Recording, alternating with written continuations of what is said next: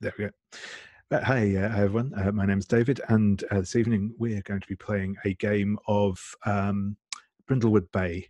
Brindlewood Bay is a game of cozy mystery investigation and lurking supernatural horror by Jason Cordova. This game is being run as part of the Gauntlet online role-playing game community. So basically, a group of people that get together and play games like this. There's also we also do some podcasts. We do a monthly gaming zine called Codex, and then we've got sort of various forums and bits and pieces. So if you're interested, check out the website at gauntlet-rpg.com. So yeah, this game that we are playing this evening, Brindlewood Bay, this was actually published as part of Codex, the Codex zine, as a sort of standalone game. If you were a member of the Codex Patreon at the time, then you should already have access to this. If not, it is now available on Drive-Thru RPG if you do want to check it out.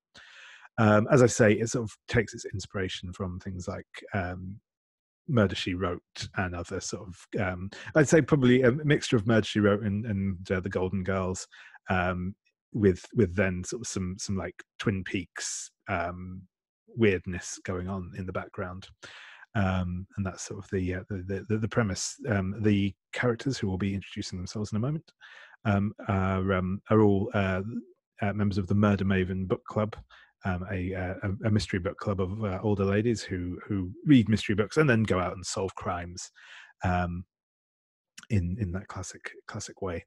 So yeah, I think with that little introduction done, I'm going to hand over to my players and ask them to introduce themselves and their character, and tell us a little bit about their character.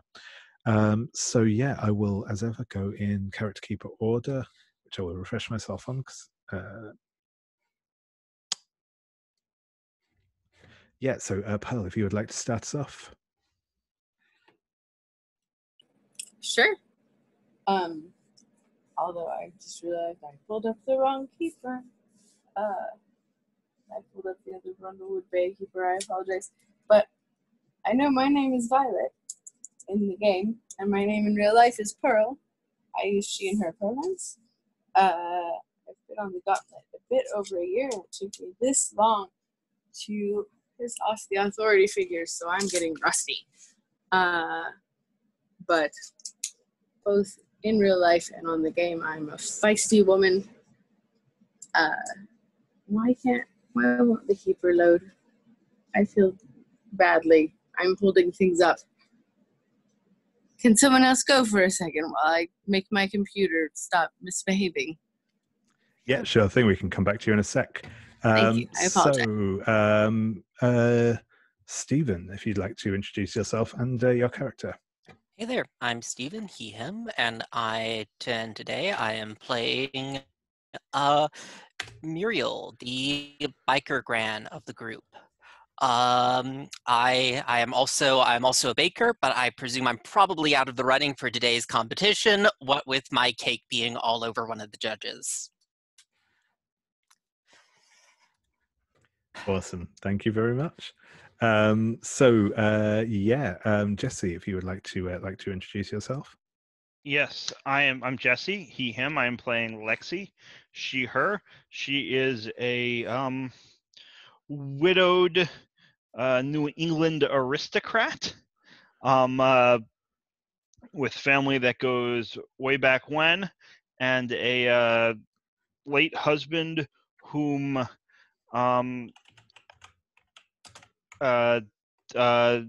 whose financial shenanigans were only revealed upon his death, and left her in a little bit of a spot. Awesome, thank you very much. And Joel, if you'd like to do your introductions. Yeah, hi, I'm Joel. I use he, him pronouns. I am playing Nellie, who uses she, her pronouns. She's kind of the hippie retired art teacher who likes to paint and garden in her free time. She has a big chunky Maine Coon cat who she just kind of dotes on, and that's her baby. And she is probably also not going to be winning this baking contest anytime soon, since she was the one who tried to pass a brownie off as a pie and use like a box cake in the next competition. So you might be safe, Muriel. Brilliant. Thank you very much. Awesome. Pearl, are you up and running? Or if not, we can. Awesome. Yes. I just needed to make my computer remember that I'm in charge. Milo. It, like both me and my character, has issues with authority. And was not Milo Ventimiglia von Fluff and Stuff. I'm playing a game. My dog is wanting to be involved, he says. I'm playing Violet, which is the sort of chosen nickname, if you will. All the animals. Could you stop for 1 second? Of where's my full name written? Why isn't it here? Why is everything tormenting me today? Dorothea Violet O'Riordan III, who used to be a book reviewer for literary magazines, but her sort of guilty pleasure was the Golden Crown mysteries with Amanda Delacourt. She did some freelance writing on the site, maybe still does, but mostly retired. She has no children. She was never married. Really no time for that sort of nonsense with the lifestyle she prefers. She does have a paramour who is a jet-setting sort, Wilbur Grayson, that gets together when they can. That's probably where they were last week, or where she was last week, was on some trip or something. She sort of prefers things like being fed chocolate-covered strawberries in a cabana to baking. So, you know, I mean, she's happy to taste everything here at the show, but she just doesn't have time for such things herself. What is going on? Sorry, my dog is having and she's sort of the straight shooting sort, dresses very sensibly other than when she needs to dress up, in which case she's quite capable, and has a ferret who she sometimes keeps concealed in the many pockets of her loose robe-like outerwear, because ferrets have no bones so they can go there, and loose outerwear allows you to sneak things around, things that you might, you know, investigate other things with, potentially. I think that's about it for Violet. Brilliant. Thank you very much. So yes, as I say, we'll get into a little recap last time, but yes, last time the Jolly Good Baking Show was recording a special episode in Brindlewood Bay, in which many of our Mavens were taking part in the contest, until one of the judges, Paul Riviera, was killed mysteriously. They have been investigating what's been going on with that. So in 1 second, we will quickly, as I say, we'll be kind of jumping back into the end of the baking contest. We will resolve that last round and see what comes of that. Then we'll do a quick recap, and we'll get up to date on where things will be happening today. Just very quickly before we begin, I'll just remind everyone we'll be using a couple of safety tools as we play today, just to make sure that we're having a good time. In particular in this game, because it deals with both murder and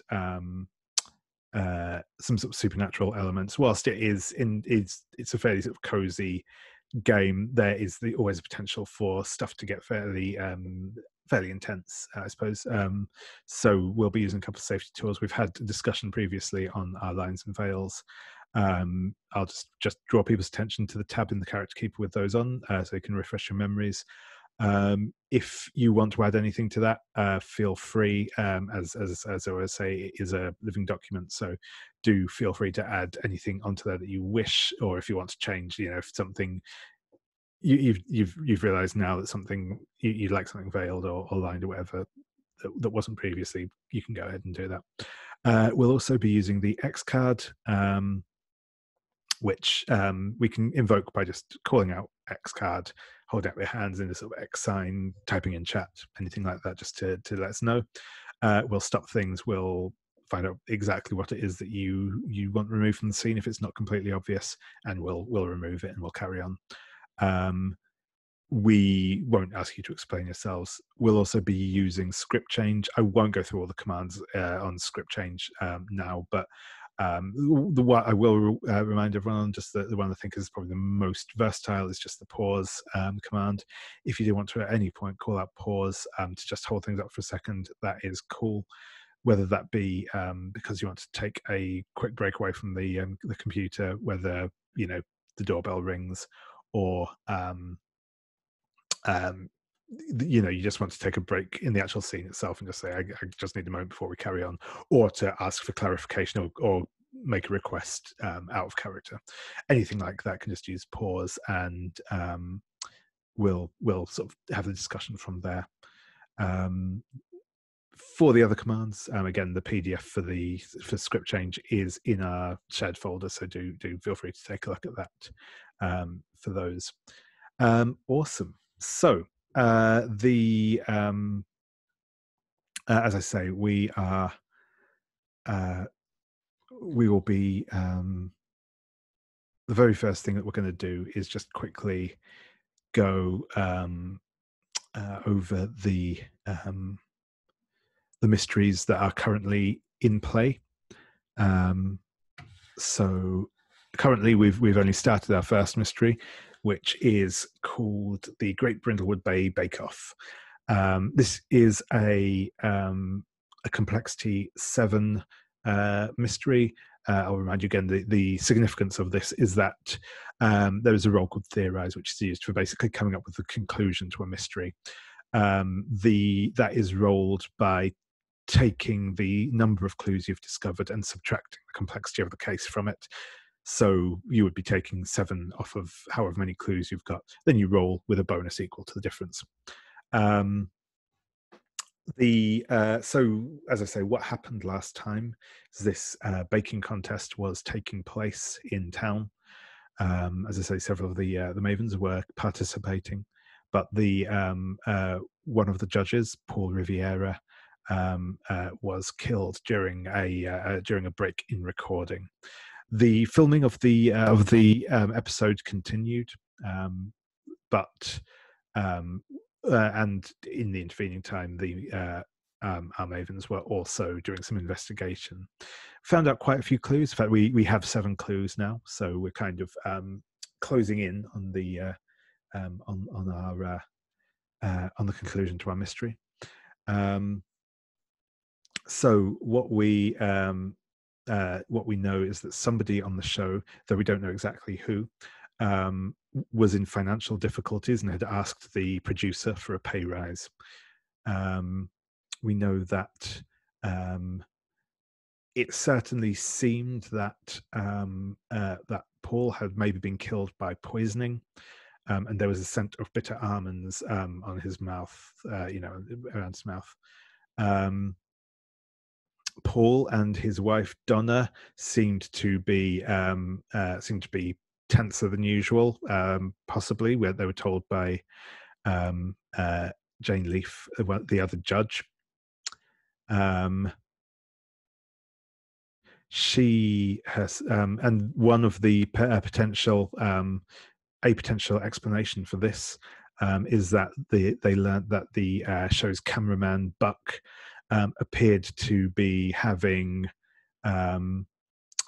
possibly having an affair with Donna from some text messages they saw on his phone.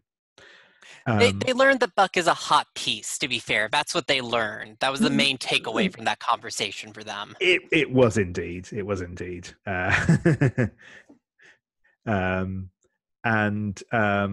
I adjust my XP triggers in relation to that fact? I may have.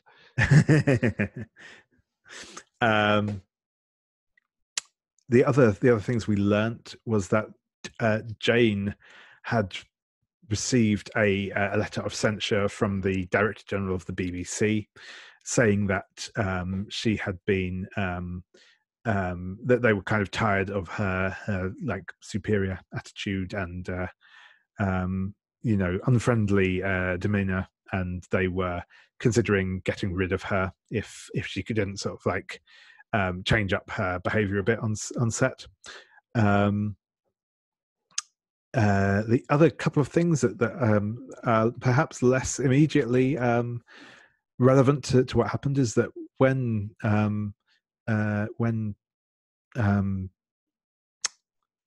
Muriel dropped we'll call it dropped hair cake on Jane, weird like flies seemed to like pour out of the cake and fly around the tent they were in, which was very disturbing and unexpected for all involved. Also, the one of the other contestants, I just have to refresh myself with the names. Scott Lamb, who is a returning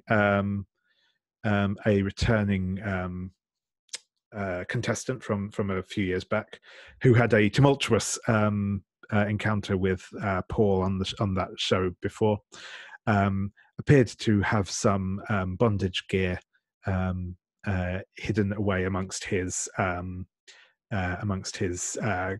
kitchenware, which is possibly of significance, as when Paul was found, his hands had been bound behind his back. 90% sure he's just Paul's dom.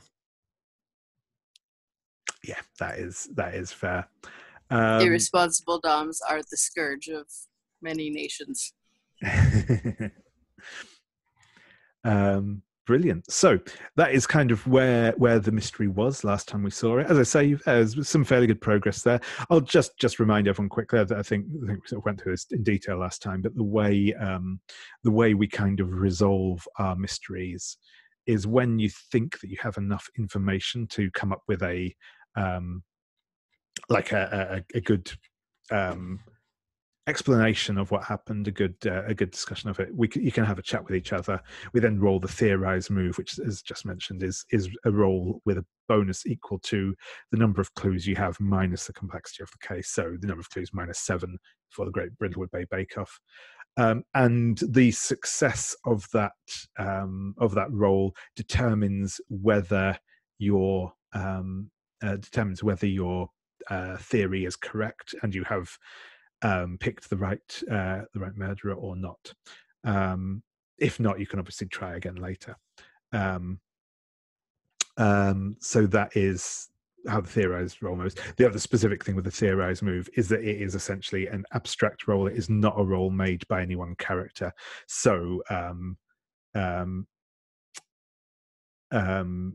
so yeah, that is there if you so yeah, it's not rolled by any one character. So other things that would kind of give bonuses and stuff to rolls for your character normally don't work on that particular roll. That is always roll just sort of flat. So that's kind of where we were, and we are, as I say, what we'll do is normally there's a couple of bits we do at the beginning of a session after that quick recap. What we will do first today is just resolve that last round of the baking contest. And potentially, if it leads into it, I'll give you a quick moment to check in and do any like little bits of investigation as the show wraps up. We'll then we'll then introduce our new mystery, and we will give you a chance to do some cozy vignettes and stuff like that. So with that said, we are going to hop back to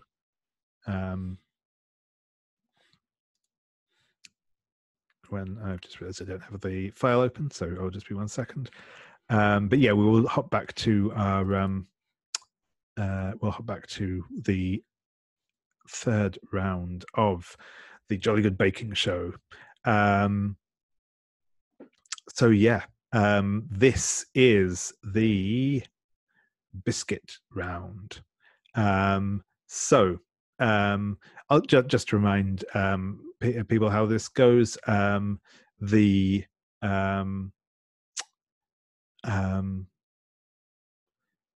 you each get a chance to describe what you are making for the contest, what your biscuits look like, what they're like. The person to your left in the character keeper will determine how well that comes out, and the exception to that is that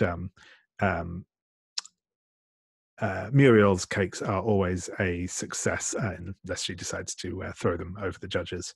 So yeah, we will kick off, in fact, with Muriel. Only throw biscuits at people I'm angry at. Yeah. It's one thing a cake. That's like throwing a pillow at someone. I make no promises. Wait, did you say to open with me? Yes, please. Okay. Yeah, so it's a biscuit round. So,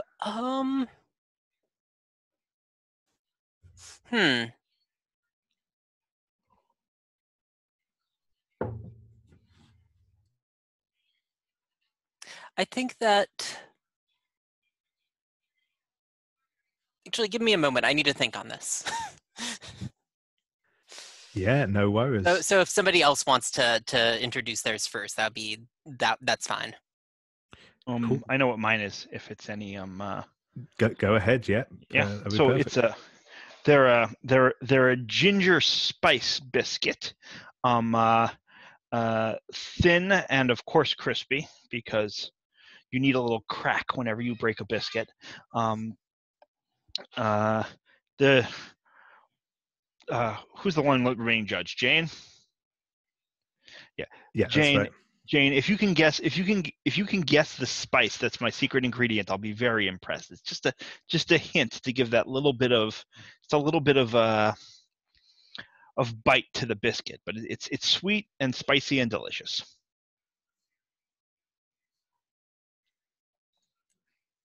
Excellent. Yeah. So Nellie, how about your entry to this round? She does just kind of like the really flaky, like layered dough and butter biscuit, where she just kind of takes her time and it's very like uses it more to relax and almost kind of forgets that the cameras are watching. And she's like, oh, right, I should keep going.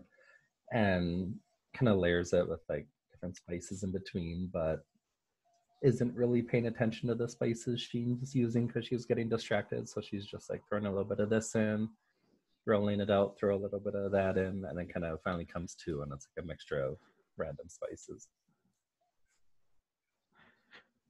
Awesome. And Muriel, how about yourself? Yeah, I think it's a spin on a millionaire's shortbread where the chocolate is in the shortbread.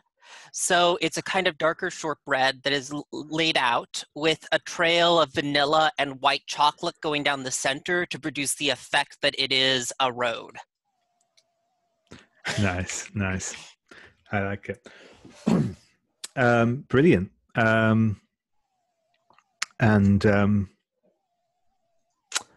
Yeah, we so I will we already know that Muriel's biscuits are going to come out well, because she is a very talented baker. How about so I believe so how about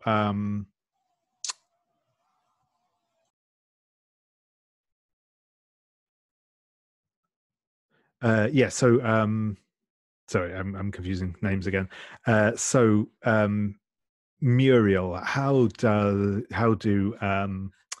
Lexie's ginger spice biscuits, how do they come out?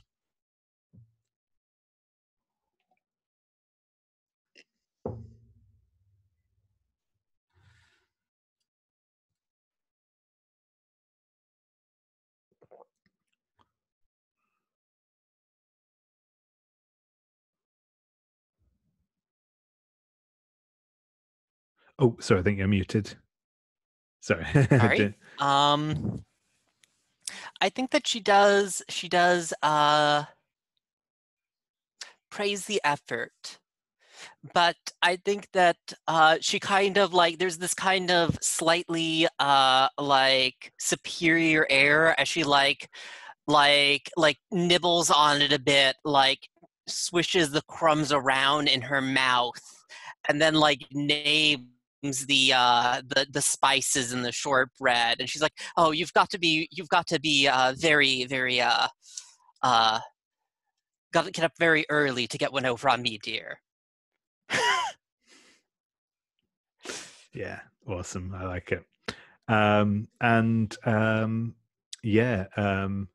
Lexie, how do Nellie's biscuits come out?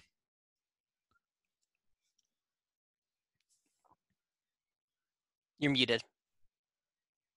Yeah, I think they're perfect. I think getting into that little kind of mindless groove really worked for Nellie.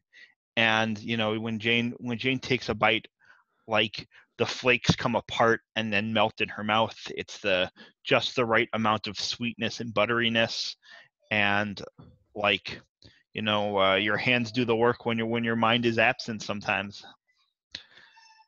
Yeah. Yes, and I think Jane is very. It's good to see you finally stretching your capabilities a bit, my dear. When you put your mind to it, your baking is really rather good. This is a very crumbly thing, less gimmicky than your other entries. Most enjoyable. And she will, and then she will come round to. She will come round to Muriel's and say, "Well, these certainly look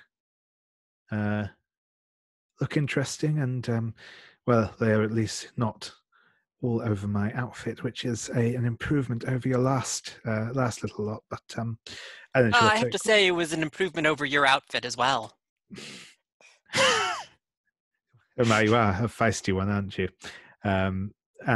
She sort of gives a half smile, but it's very clear that she is not entirely happy with what happened previously.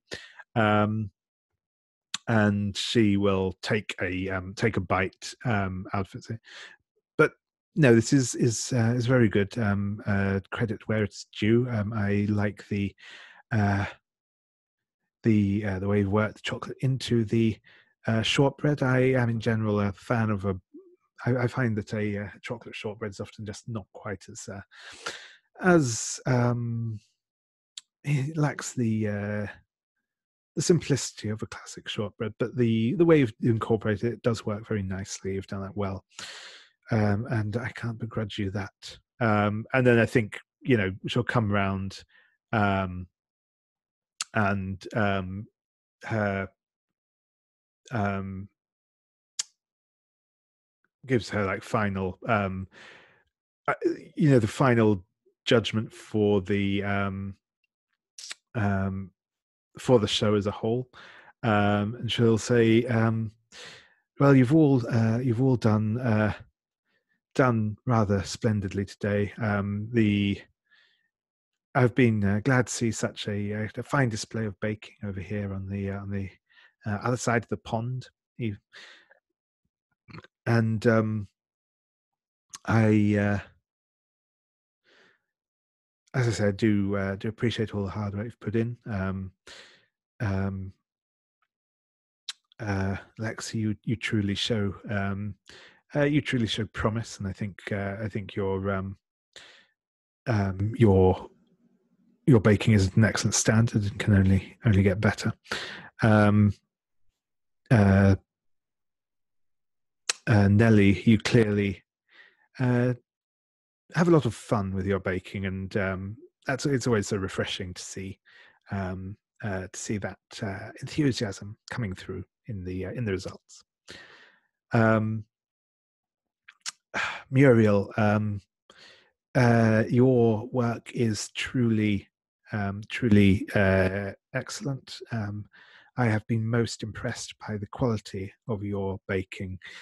Alas, with the failure of your second round, we cannot award you the top prize today. Though I would encourage you to perhaps try entering again in future. Then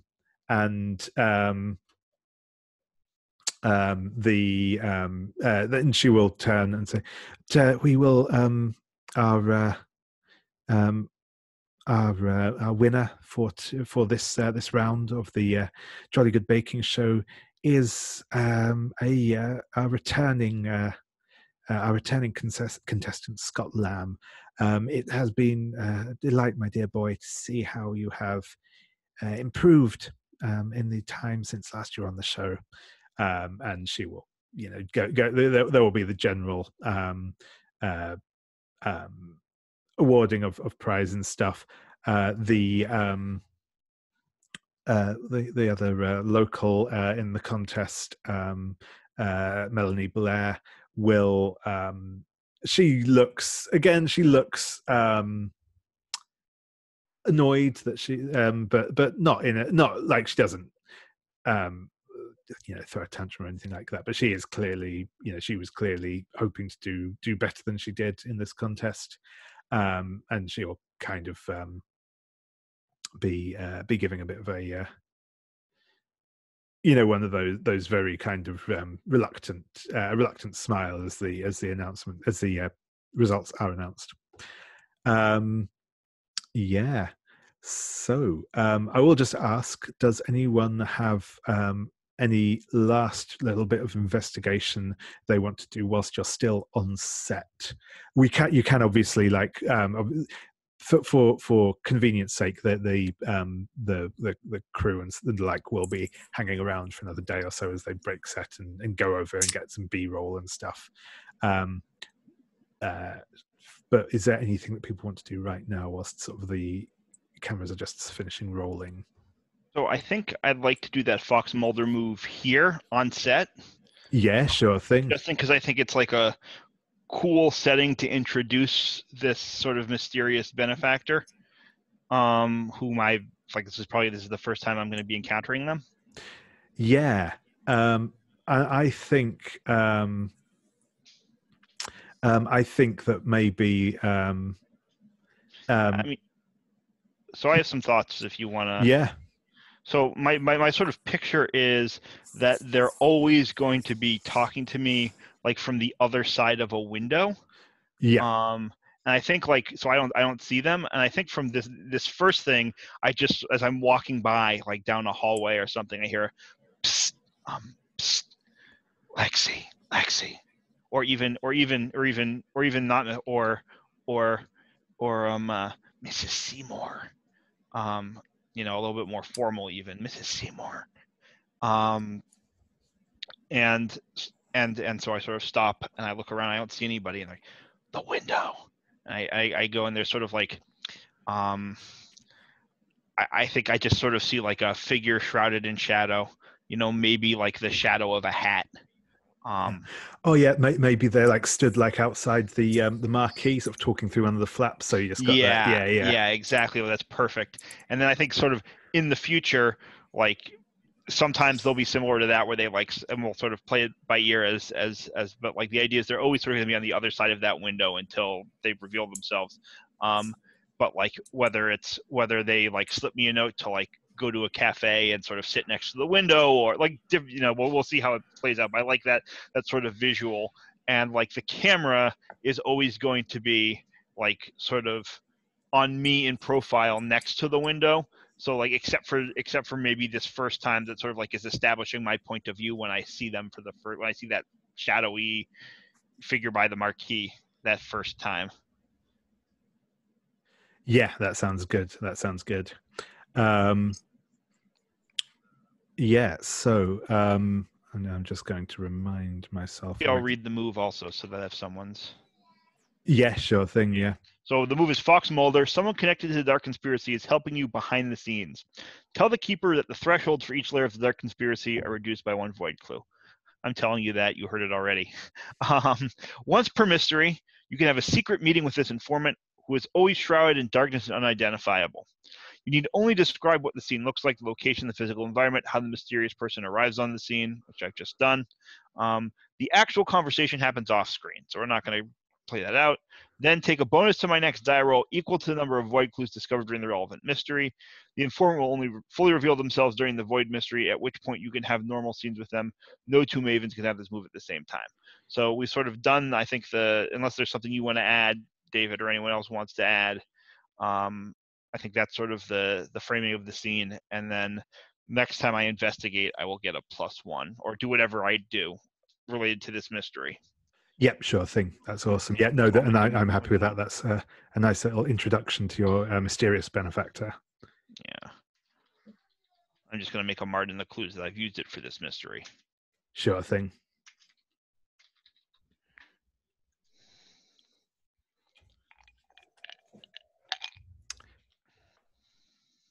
Awesome. Yeah, did anyone else want to do a last little action or thing before we introduce our new mystery? I thought it might be nice to, since I'm in the audience and have sort of a different positioning within the show's filming area, to be able to do a bit of snooping on my own. I'm assuming one of the Mavens has texted me a bit about what's going on. You know, the audience member who hasn't been around much is sort of unassuming, I think, to people who, you know, might be suspicious otherwise. Yeah. So I thought that whatever the snooping move is, that I might try to take that. Yep, sure thing. So I was thinking I would try the meddling move by maybe if there's a way that audience members can like sidle up to the cameraman, sort of like sidling up to Buck, who's like the beefcake cameraman, right? Yep, that's right. Yep. Maybe doing a little cougar action there, and seeing if I can, you know, butter him up enough to reveal something. No pun intended. Yeah, sure thing. So yeah, I think maybe you know, like I said, the things are just you know, sort of winding up, and they've just, so I think he's probably just like stopped recording on his camera, and you know, he's taken it down off of his shoulder to stow it on like the on a stand, as you come up to him, and he says, "Oh, hey there, ma'am. How'd you enjoy the show?" Oh, I thought it was just delightful. You know, I'm not much of a baker myself, but I do appreciate something hot and buttery now and again. I'm sure you do, ma'am. Who can blame you? There's been some real tasty pieces on the show. I've got to say. Tasty pieces on and off, but I imagine your love of baking is what keeps you working here. Hey, that and the paycheck, you know. It is hard enough to find a good job these days, let alone with perks like biscuits. What would have been your favorite, do you think? Well, Or are you not allowed to have them? I like the look of that. I like the look of that cake that Muriel made, and it would have been nice to get a taste of it. But hey, I can't complain about it being put to the use it was.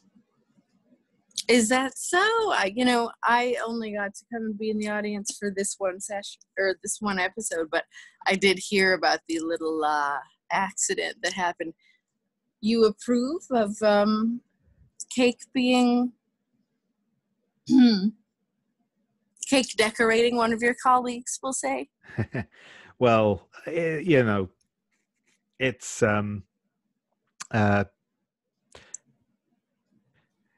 Jane come could on, stand give to be an old lady some gossip. We need things to talk about down at the book club.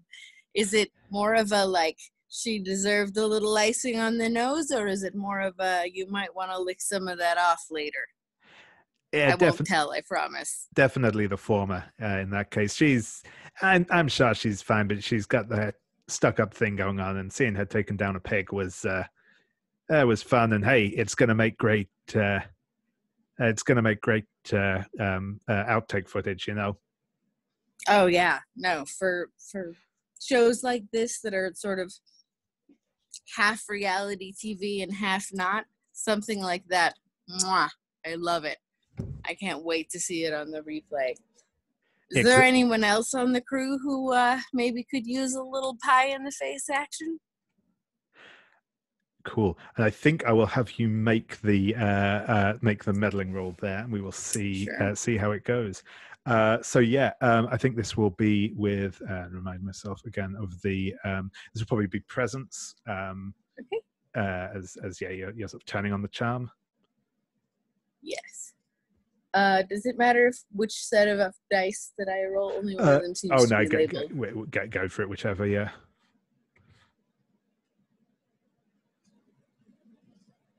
So that's a 9. A 9, perfect. I think that on a 9 we will go with.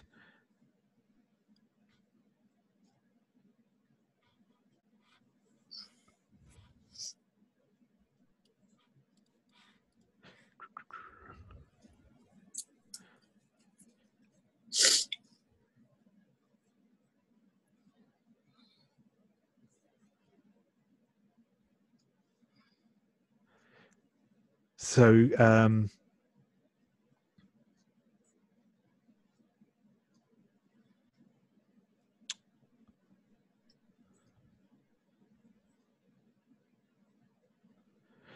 I think he will. He will say, "Look, I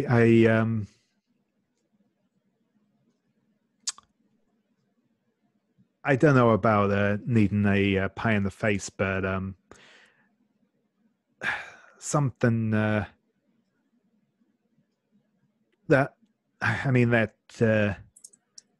Timothy fella's a weird one anyway. But there's something been going up with him. I heard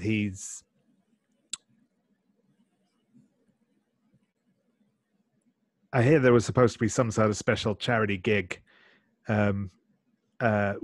With the Queen or somebody back in London, and he's been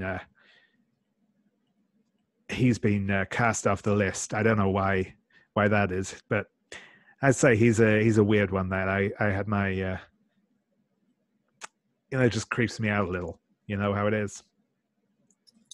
I do. This town, I have to tell you, I know that you're just visiting with the cast, but there's just things around here that put me off a little bit some of the time.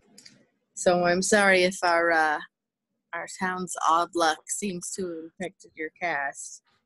Although, are you saying that Tim, generally, there's something about him? Yeah, I don't know. He's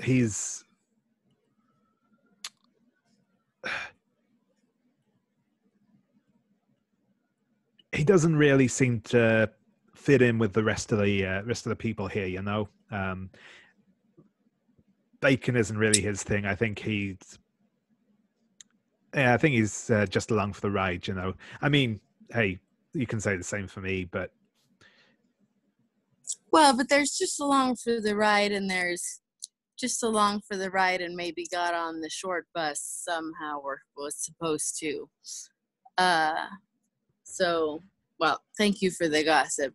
You know, it's people never tell us old ladies anything, but it's nice to get a little something to chew on, if you know what I mean. Speaking of, well, maybe not speaking of, but could I get your autograph for my scrapbook? It's my hobby. I'm going to pull out my fountain pen. Oh, and a little notebook. Sure thing, ma'am. And he'll sign. He'll sign that for you. Thank you so much. And then I rip off the bottom of the page and put my phone number and name on it. And it's already scented with my perfume. Excellent. And I hand that to him and say, if you need any advice about, you know, what to do here in town while you're wrapping up filming, you just let me know, sweetie. Sure thing, ma'am. And he'll kind of give you a wink as he sort of grabs his camera back up again to go and you know, obviously to do an interview with one of the well, not for him to do an interview, but to go and film an interview with one of the presenters. Excellent. I'll just like sort of titter for a moment and then wander away as though nothing is on my mind at all. Awesome. So, I'll just check in. Muriel, Nellie, was there anything else you wanted to do at the moment, or are you okay moving on to the next mystery? Yeah, good for now. Cool. I wanted to have some what's the word for those other scenes, but they don't need to be before the next mystery is introduced. Yep, sure thing. I think I'm good too. Perfect. The next thing we will do is we are now entering the beginning of session phase.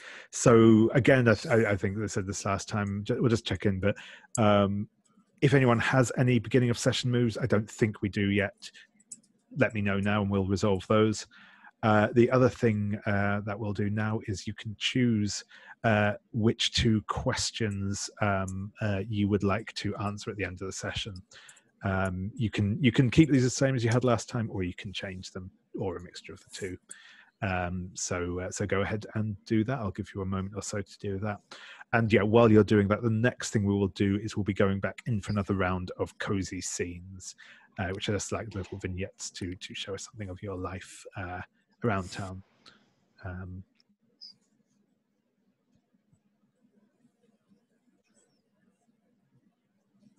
That's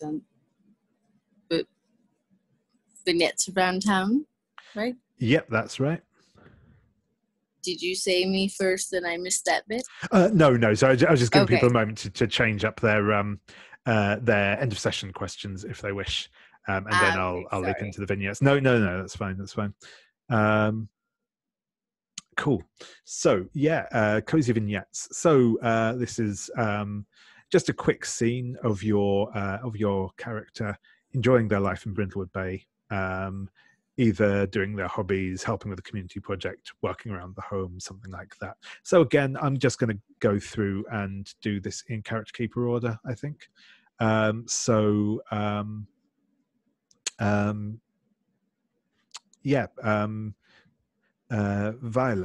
what do we see of Violet's life at the beginning of this session? Well, I think we see her probably putting the signed thing from Buck into her scrapbook, and she's cut out a picture of a nice slab of beef and a picture of a beautiful cake, and has one pasted on either side, because she is very creative in her scrapbooking. And then you see her sending a text to the rest of the Mavens and being like, I don't think I got too much out of Buck other than, some Tinglies, but it sounds like we should get together. Nice, thank you. And Muriel, what do we see? What do we see Muriel up to as we open on this new episode?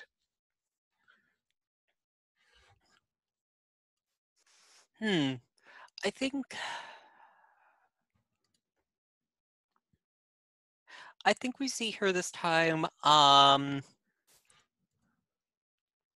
in the garage of her house, and she's tinkering on her bike. She's wearing her overalls, and her face and overalls are grease stained. As she because she's kind of a shorter, heavy set woman, as she kind of like with a huff, like pulls herself up to grab something from one of the high shelves. Nice. I like it. And Lexie, what's Lexie up to? Can we invite other people into these scenes, or are these sort of just like brief moments, and then we can do a cozy scene later? Yeah, these ones are just kind of very brief moments. We'll get onto doing some cozy scenes. I think in the body of the game. But yeah, for this moment, this is just like kind of that establishing shot idea rather than an involved. Got scene. it. Yeah. So I think what she's doing is kind of I think you see her sort of like cleaning the deck of her boat, right? Sort of like down, kind of like on hands and knees in work clothes, with like a rag and a bucket, just tidying it up. Nice. Even though it appears to already be spotless. Yeah, excellent. And Nellie, how about you? I think in her cozy scene, like if this was a TV show, the camera would be following her cat kind of like walking through the shelves that she has in her house that are kind of set up high for cats to walk on.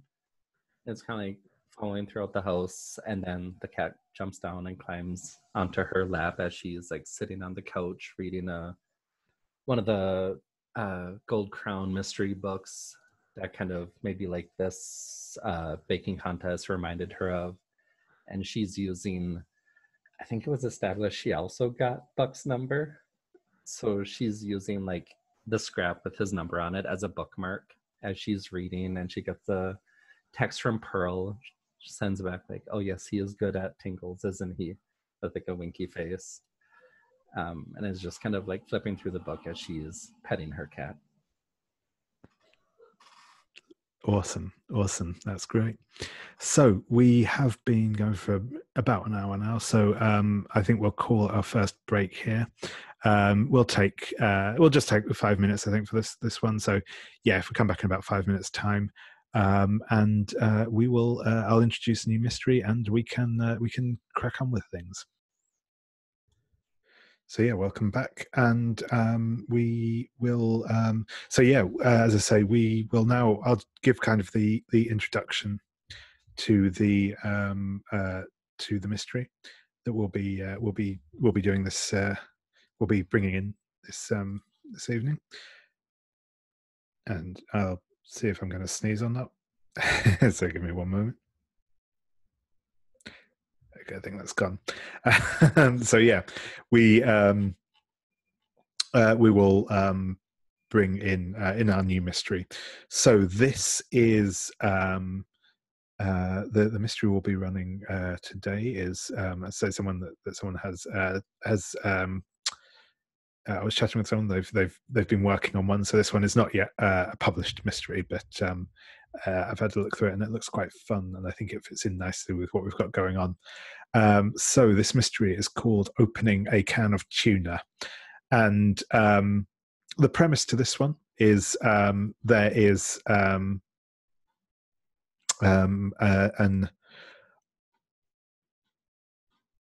there is an old cannery down on the front, down on the waterfront.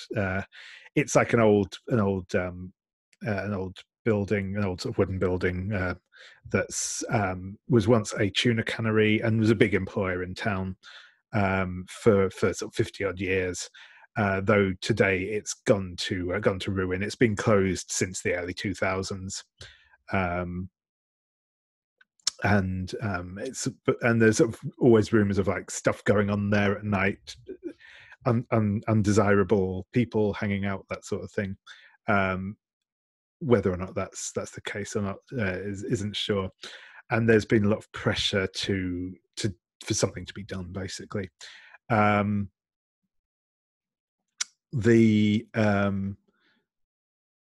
Recently, an up and coming property developer called Allegra Abercrombie has become involved in the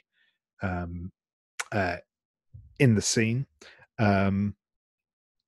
She has been seeking permission to and has recently got permission to basically to redevelop the area into sort of condos and waterfront shops and restaurants and the like, and kind of do it up. But there are people who are against this, namely the Friends of Old Brindlewood Bay Cannery, organised by a husband and wife duo, who are leading the fight against this sort of redevelopment. Where we come into the action is there is a protest going on at the cannery, at the old cannery.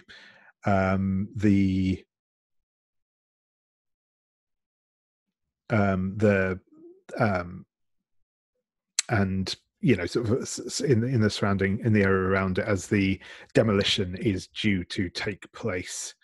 So it's sort of 8 in the morning. There's plenty of people in like high-vis jackets and stuff stood around. There's a big crane at the site. There's you can see all around.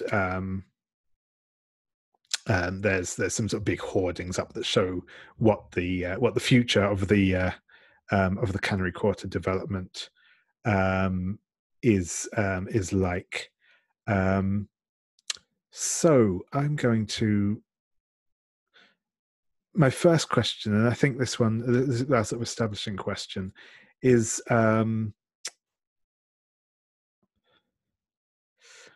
who am I going to ask this one to? I think actually this is going to be one for Lexie.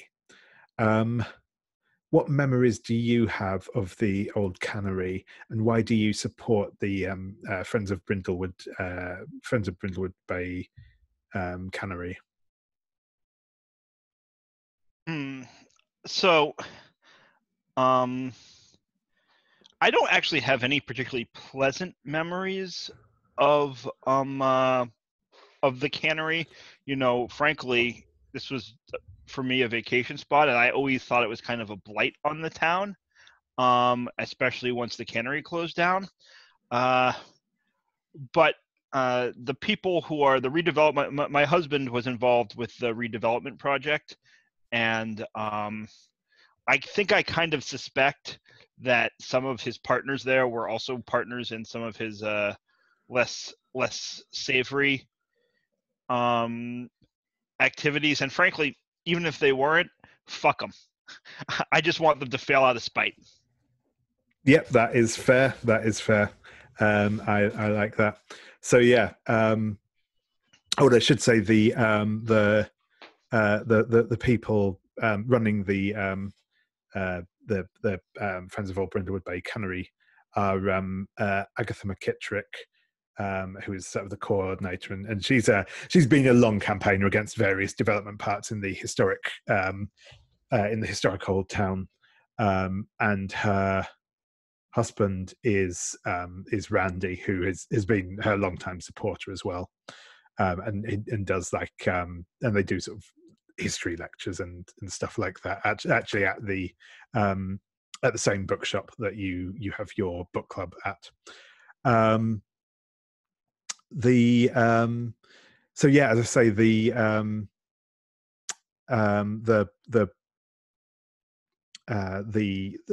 a fairly big crowd of people here actually, who are kind of protesting against this development, and I'm going to ask each of you in turn, what's one thing kind of present in this scene that reminds you of kind of acts of rebellion from your youth. So I'll actually go in we'll call it reverse character keeper order this time. So Nellie, how about you? What's one detail in this scene that reminds you of your own youthful rebellions?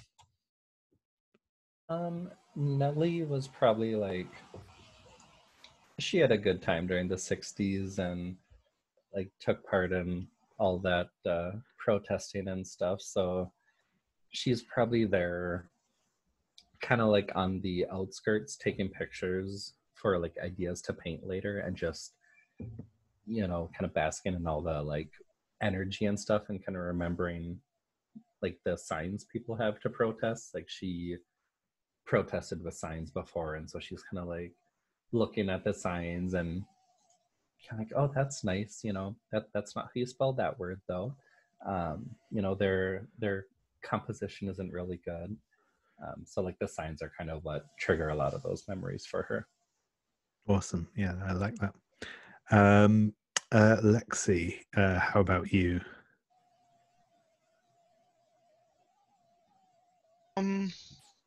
Actually, can you come back to me? I'm actually having a hard time with this question because I don't think she was so rebellious in her youth. But fine. But I want to come. I think it would be.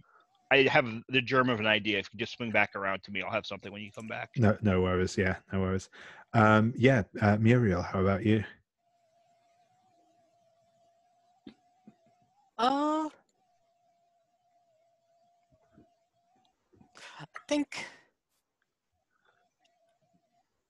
I think Muriel has had her share of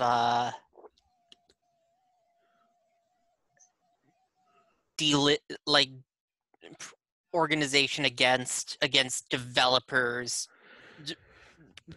calling places she liked run down and in need of redevelopment. She's ready to deck someone out. Yeah. She's down there on the line. Awesome. Violet. What's something here that kind of reminds you of your past rebellions? Well, honestly, I find it's more easy to be rebellious now because old ladies just get looked right past. But when I was young and foolish, I did attend a protest or two, mostly against, you know, your typical things, wars and, you know, big political things. And I noticed that some of the young ladies here have written like slogans across their chest, you know, and it's not a very effective technique, but we were all young once. Awesome. I feel in this case it's a little more ill-advised than usual because it all has to do with tuna. Yeah. It's not the best look. It really isn't. Poor things. Awesome. Thank you very much. And Lexie, have you an idea that you? I think I've got it. So you know, in the 70s and early 80s in Boston, there was a lot of controversy around school busing, which would lead to desegregation. right? There wasn't official segregation in the schools, but because of racial patterns of the word is not settlement. There's an English word where people live. Schools were de facto segregated, and so there was a program to bus Black students to largely white neighborhoods, schools, to sort of desegregate the schools. Caused riots. It was a huge thing. Tons of protests, pro and con, and I think Lexie. She certainly didn't attend the protest, but she saw them on the news, and she wrote she was sort of moved by the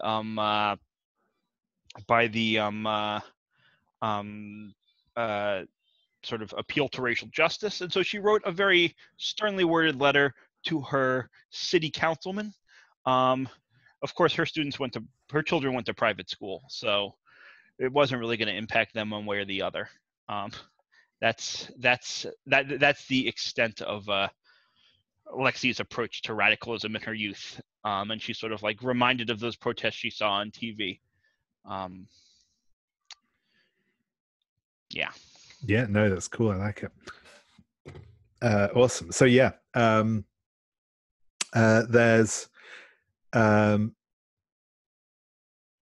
as I say, yeah, there's it's a fairly decent crowd. It's about 20 odd people from the group are sort of arrayed around the gates of the cannery site, barring entrance to the surveyors and workmen and stuff. And a big SUV turns up with this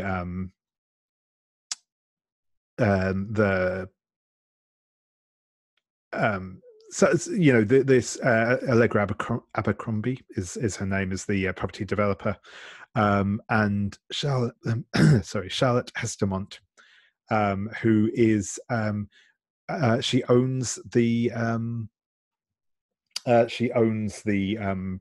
property that the cannery is. She owns the cannery itself. Her family used to run the tuna business, though she has not. She's obviously not been doing anything with the building since. So when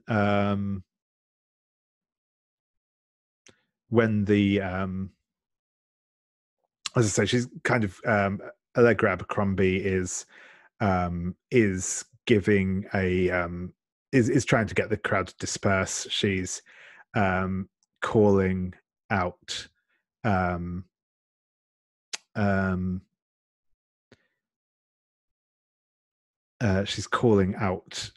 about how trying to get people to disperse and the like.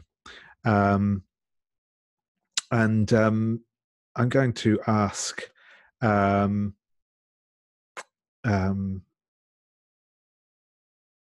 I think this one's one for Nellie, actually. So, as I said, Allegra Abercrombie is born and raised in Brindlewood Bay. So you are quite possibly aware of her. You may have even taught her at school.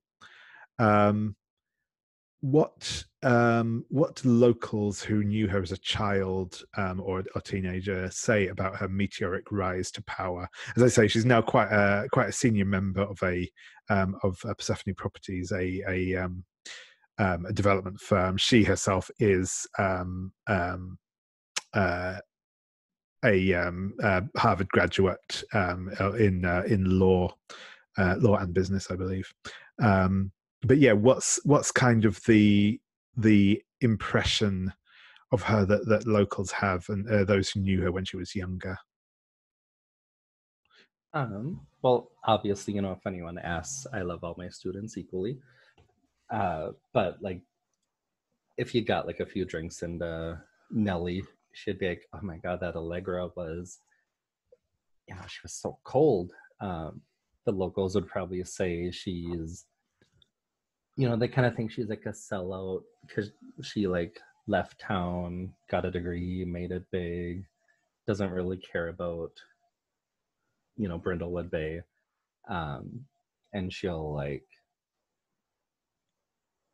betray her friends to kind of get what she wants. Like there was probably some incident in school that Nellie knows about where, let's say, Allegra and one of her friends were both going for a guy, and like Allegra spread some rumors about the friend to like get ahead of the other girl to like get a date with the guy. So people kind of say like she's a backstabber. You have to watch out for her. Yeah, awesome. That's cool. I like it. So yeah, as I say, Allegra is kind of giving is kind of trying to get people to disperse. When there is the sound of twisting and like metal under strain, and everyone's attention is drawn to, there's the big crane with the sort of demolition ball hanging there, and the arm is starting to give. Something's clearly wrong with it.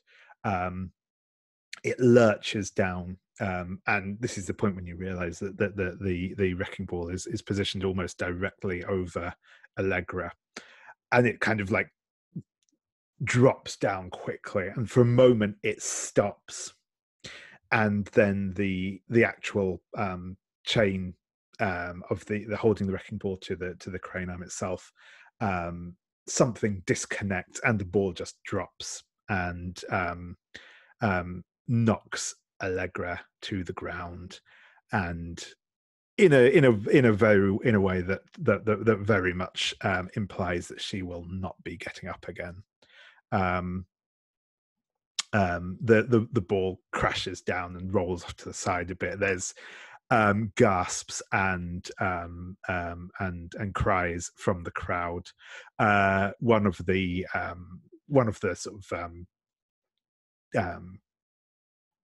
one of the workmen will kind of rush over, and he's got that kind of look that he probably knows some first aid sort of thing, and goes over, but after a moment he is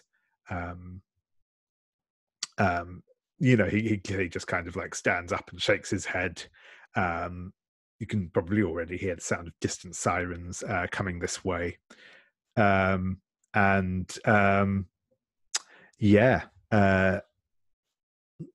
is the situation that you will find yourselves in. So,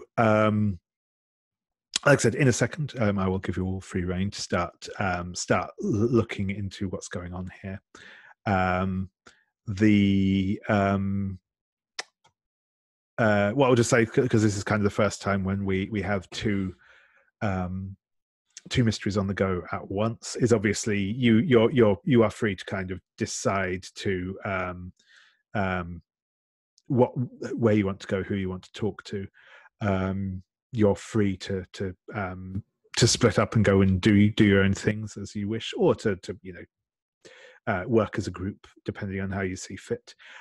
Also, at this point, if people want to start having breaks away from the main action to have cozy scenes with other characters, that's also cool. We can start bringing more of those in now. So we're going to kind of, like I said, things will be a bit more open and free for you to interact with what you choose to. Also, obviously, regarding any of the mysteries, but specifically the baker fund as well. If at any point you think you would like to put forward a solution to it, again, feel free to kind of chip in and start chatting with the other players and deciding what you come up with. As I say, that's the situation you find yourself in. I'll kind of introduce some of the characters as you interact with them here. But yeah, this is kind of the scene. There's a lot of shock. There's a lot of uproar at what's gone on. said the police ambulance will be on the way, but they're not here yet.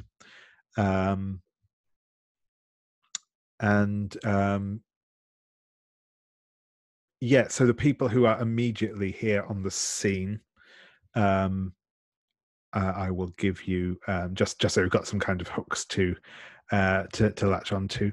Are the Agatha McKittrick and her husband Randy McKittrick, who are said members of the Friends of the Old Brindlewood Bay Cannery. You have Charlotte Hestemont, the heiress who owns the property. You have Jerry Fisher, who is also here, who is a planning officer, who was kind of responsible for the paperwork that's allowed Allegra to sort of start on this process. There are rumours that there's some bribery going on there, but there always are with local planning inspectors. And the other person here, the other sort of main character you may speak with is Joe Salvatore, the foreman, basically, for the work crew. But yeah, does anyone have anything immediate they would like to do? I mean, I think we should try to get over there and investigate before the police arrive. The question is, I mean, who has would it be Nellie who would have the reason to do it? Or Lexie, sorry? Like, because I'm looking at the notes right, maybe I'm not. Did Allegra Abercrombie maybe was in business dealings with Lexie's late husband, so she would like recognize her? I mean, I certainly know her. I not well, maybe had a dinner or two. Dislike her immensely. I think I sort of comment to one of you, say, couldn't have happened to a nicer person. But I just mean in terms of plausibility. I don't know. One of us going over that somebody Well, who knows her like being able to be like, no, Allegra. Yeah. I was personally just going to go up to the foreman of the work crew and, go talk about. In fact, that is what Muriel's doing. Makes sense. Yeah. Because she's worked back before when she was just putting herself through college. She worked a wrecking ball or two, wrecking crane or two. Awesome. I like it. Yeah. So as you approach this man, I said his name's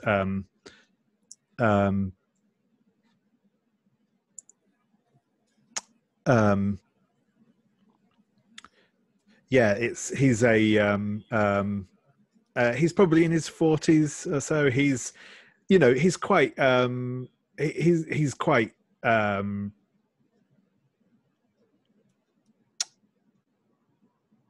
quite well built, and he's clearly like his hair's kind of neatly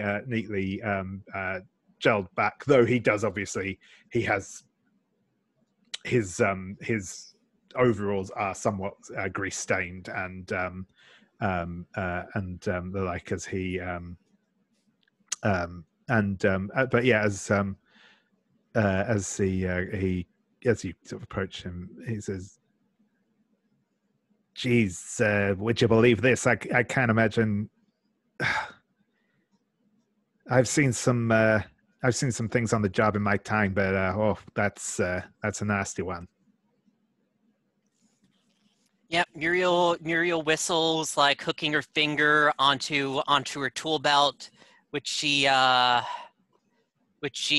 keeps always on hand, but also both because she works on her bike, but also because, you know, young people these days, they don't take tools around with them. Their car breaks down, and then they can't get anywhere. They can't get any reception, and it's really a shame that we're not teaching young people basic auto mechanics in school these days. But that's just background for that. She doesn't say all that. But yeah, she whistles and hooks her finger, and yeah, back when I was working construction crew, I don't think we'd have let like something like just have a wrecking ball hanging precariously over where they're going to do a presentation. I can't imagine it was anyone on your crew that did that. I mean, look, it's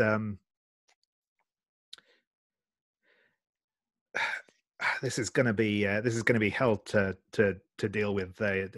But yeah, I mean, well, I don't know what she was doing over there. Anyway, but this is gonna sort of point up to the you know the crane and say, these things ain't made of balsa wood, you know, that something like this happening is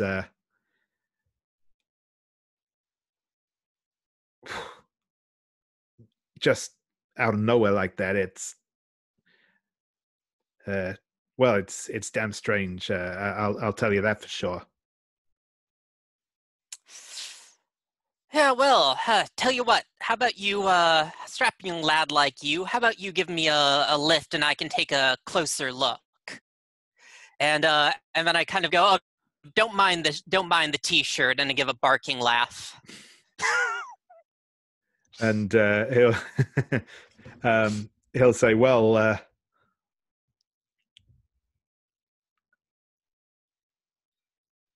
look, ma'am, you clearly seem to you clearly seem to be a gutsy dame, but it's not best. It's best if you don't go up there when the thing's still. It may be unstable. I wouldn't want to see you get hurt. I know my way around machines. Don't you worry, dear. Cool. I'm just wondering. I think it's either a presence to get him to do it, or a vitality to like avoid doing this without like injuring myself.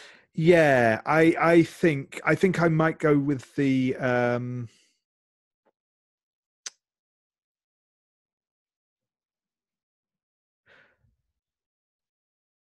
yeah, I think no,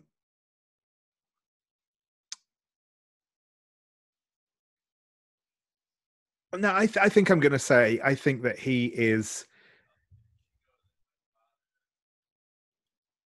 he's kind of a bit like, you know, obviously like shell shocked still, so I think that he will kind of shrug and say, sure, I'll give you a boost up there if you think you can take a look, but like I say, be careful up there. And look, let me put it this way: if you was one of my guys, then I wouldn't let you go up there and do this. But you know, you seem to know your stuff. So yeah, I think if you want to make a vitality roll to get up to the get up and have a look at the. And oh, go ahead. Yep. No, sorry. I was just I was trailing gonna say, and I feel like this is just a key in, because I do feel like, because I have a tool chest filled with tools, I pull out like a magnifying glass that I use for like detail work on the motorcycle, like a hook to try to hook myself in so I don't like just fall over, like I'm just to give myself advantage. Yeah, no, that's perfect. Yeah, that's a good use of that. So yeah, if you want to mark off your tool chest, and yeah, make that roll.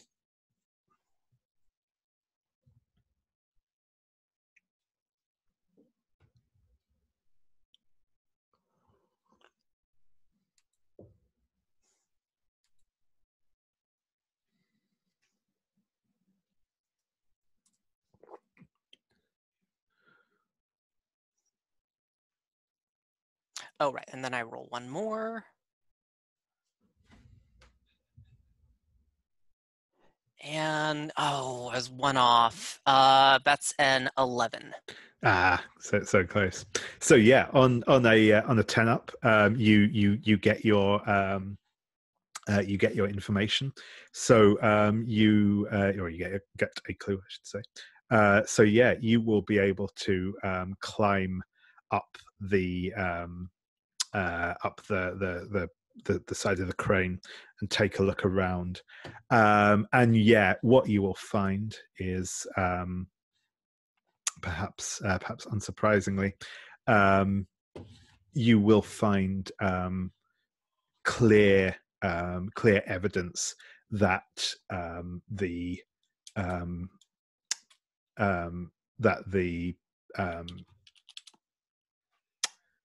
crane has been tampered with. There are where the actual arm of the crane broke. There is it's been, it has been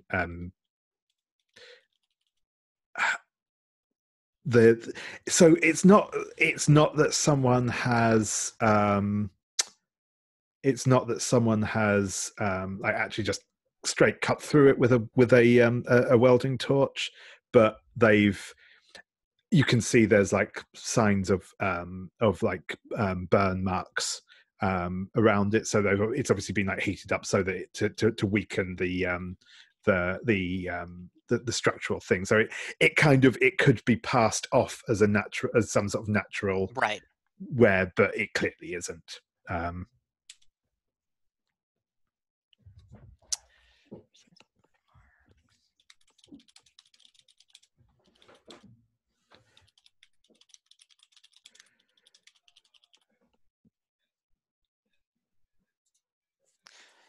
Yep, I give a wave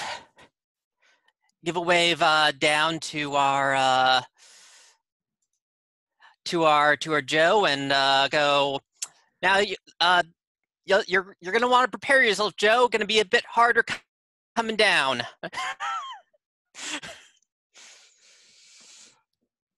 Sure thing, miss. I'll catch you if you fall. Yeah. Yeah, and I think I come down and I kind of jump down to come down into his arms. Yeah, and he will do that sort of thing of like, yeah, catching you and like spinning you down to the ground. So, did you find anything out up there? Yeah. It looks like you had some wear up there. Might wanna check around who it was that maybe had access to that, or who was supposed to be looking after it, because we're like that that's not something I'd want to blame falling back to you for. Shit. Well, I'll check in with the guys and see who's been on it. I mean, we hired this the other day, so it should all be in good condition. But hey, thanks for that. It's no problem. I kind of pat him hard on like the front of the shoulder, like kind of punch him hard on the front of the shoulder, like a man that can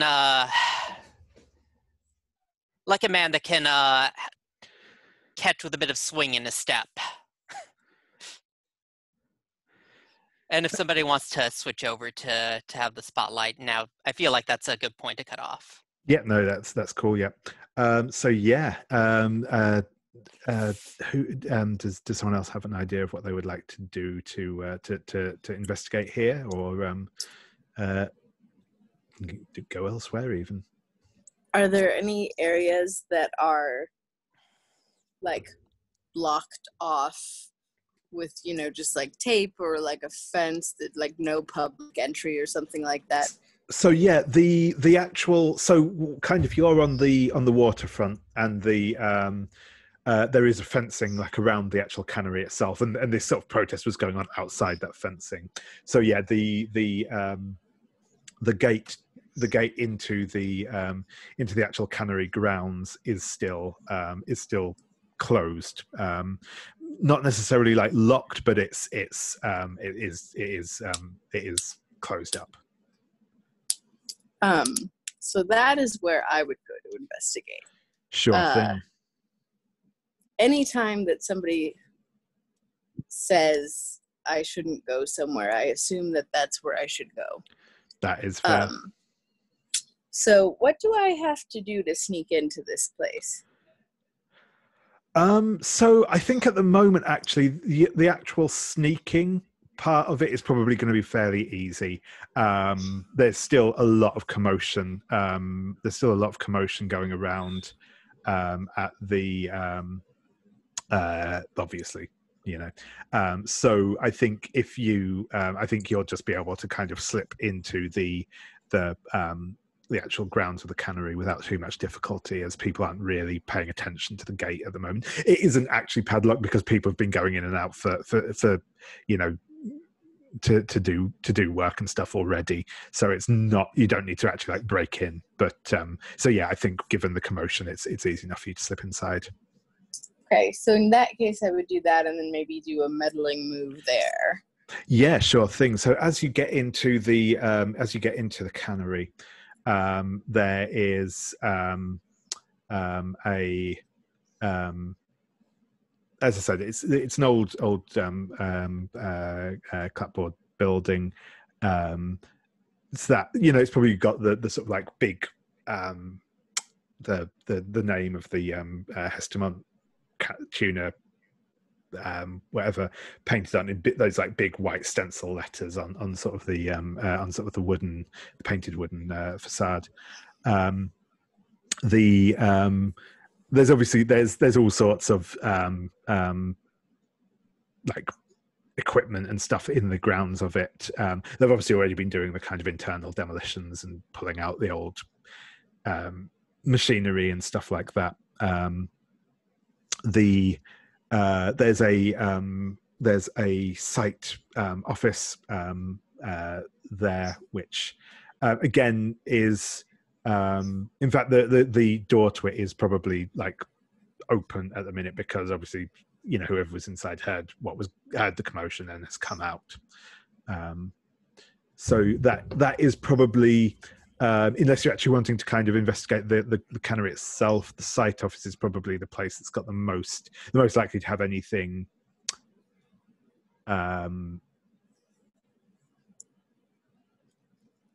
recent in it, if that makes sense. Yeah. I mean, I think investigating the cannery is not a terrible idea. Whether to do it now, right after things have happened, or later is a sort of a question. Like right now is handy in that I feel like someone might come back and remove any evidence. But also there's going to be an increased level of, you know, people running around in a panic. So it's kind of 6 of one, half dozen of the other. Sure thing. But is there, and how can I'm wondering if I can use the MacGyver mood to figure out a way to appear like I fit in, like I'm a worker or have some reason to be there. Yeah, absolutely. So yeah, like as I said, the door to the actually, sorry, I suppose we'll go to the move itself. I'm sure, like I said, I think that the answer is definitely yes. But so for the MacGyver move,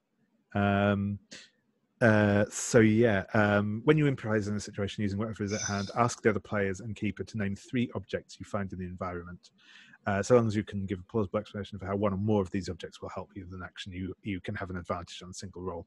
So yeah, I will go around and ask our players what objects are available for Violet to use. Several cans of spray paint. Can I get a clear sense of your intent here? Like you're like are you trying to like disguise your motivations and your motivations? Do you want like a costume disguise, or should I just toss something out there and you'll figure out what to do with it? I mean, the move kind of says you can toss things out there and I can either figure out what to do with it or not, but my intention would be to like if people were to glance at me without like taking a hard look, you know, because they're rushing around doing whatever, that I would look like, say, a health inspector who had been called to come in and check things out, or that I was like a menial worker who was flustered, or anything of that nature. Just something to make it look feasible enough that I would be there already. But it is MacGyver, so if you're not giving her something suitably obscure to work with. Oh, I understand. I just wanted to. I wanted to know what your intentions were, just to get a clearer sense of what's happening here. Yeah, there's a tarp. Okay. So some spray paint, a few cans of spray paint, a tarp. Nellie. Let's see. There's also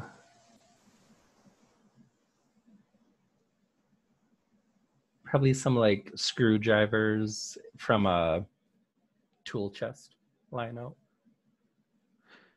A screwdriver. Yeah. Okay. I think I can work with this. So I'm gonna take the tarp, and I think both my general big coat thing that I can put some of the spray paint bottles and the screwdriver in, but also I carry a tote bag because that's just handy. Just good sense, really. And put the tarp in there so enough of it is sticking out that it's obvious. And I'm going to sort of purposefully, while looking around, walk as though I know exactly where I'm going. As though I were going to cordon off an area. They don't know that I don't have any screws or anything else with which to actually affix this tarp to something. But to like make a big, keep out whatever somewhere in the building or something like that. And or to put the tarp down on the ground. I mean, I think I'm letting people draw their own opinions, right? But a tarp is great for anything you need to try to keep liquids off of, et cetera, et cetera. So I'm hoping that that's enough that people will think I'm just there to sort of do some damage control and maintenance. Yeah, sure thing. That works for me. I think you it's that classic, like, you just look like you're doing something, and people kind of immediately assume that there's a reason that you're doing that rather than doing that. So yeah, that's cool. Exactly the goal. Yeah, like they're not thinking that hard. I just don't look like a lost old lady. Yeah, exactly. So yeah, I think that this is probably going to be with composure, to just kind of keep that cool head and act like you belong. You'll be rolling with advantage. So roll 3 dice and take the 2 highest. Okay, and I have a 1 for composure, so that's a +1 to the roll. Is that right? That's correct. Yep. Okay. So if I take the 2 highest, that's still only an 8 with the +1, but still it gets me to a decent result. Yeah, okay, no, that's not the 2 lowest. That's cool. So yeah, on an 8, you will get some information, though there will be either some complication with either what you find or the situation you find yourself in. So we'll come back to that in a moment. But I think that you get inside the cannery, and in the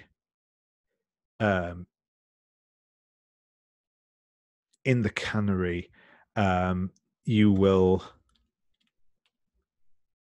find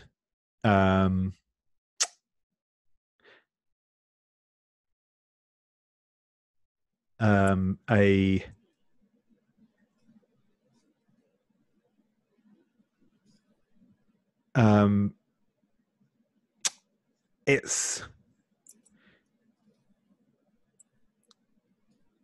you as you sort of come inside, it's there is a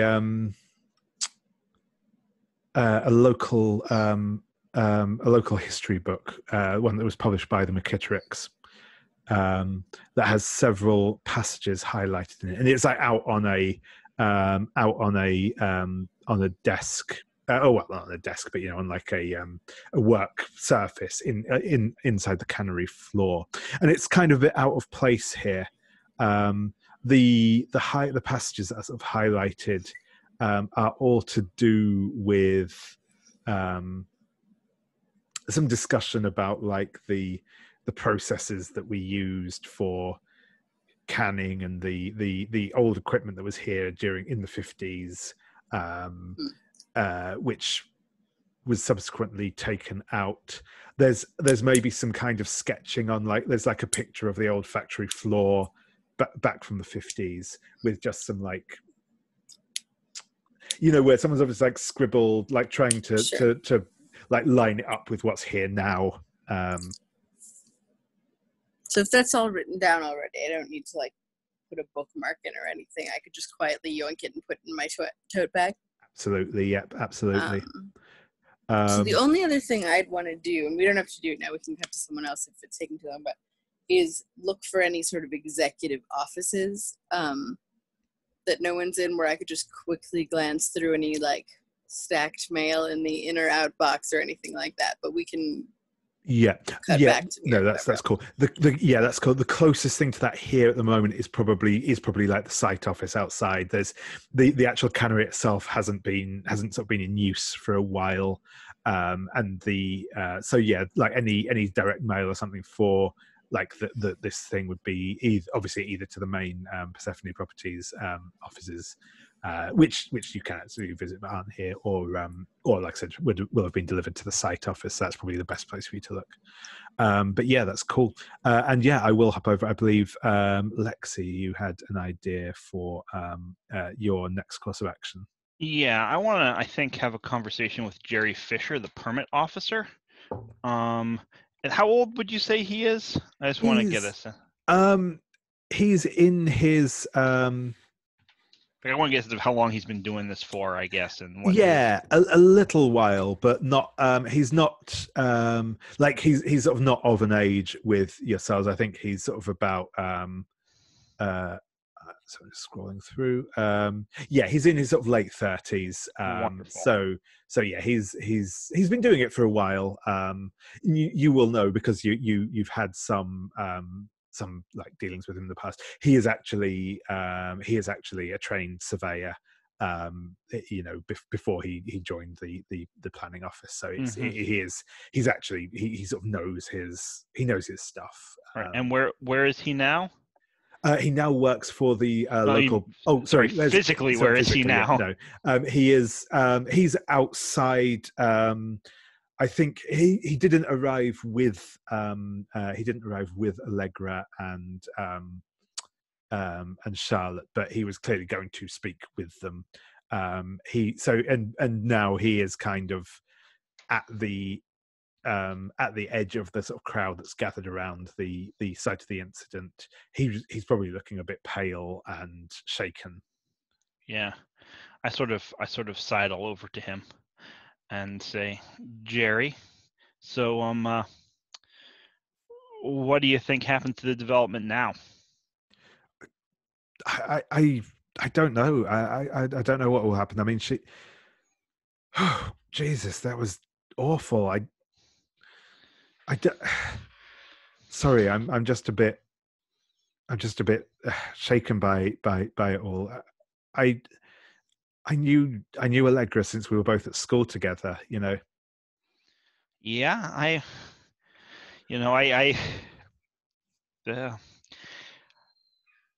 trying to remember. Sorry, 1 second.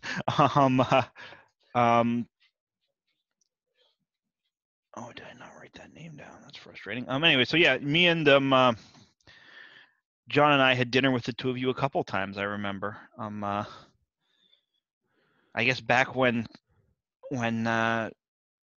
he was thinking of investing in this project, right before the permitting all got worked out. Oh yeah, that was a while back now, wasn't it?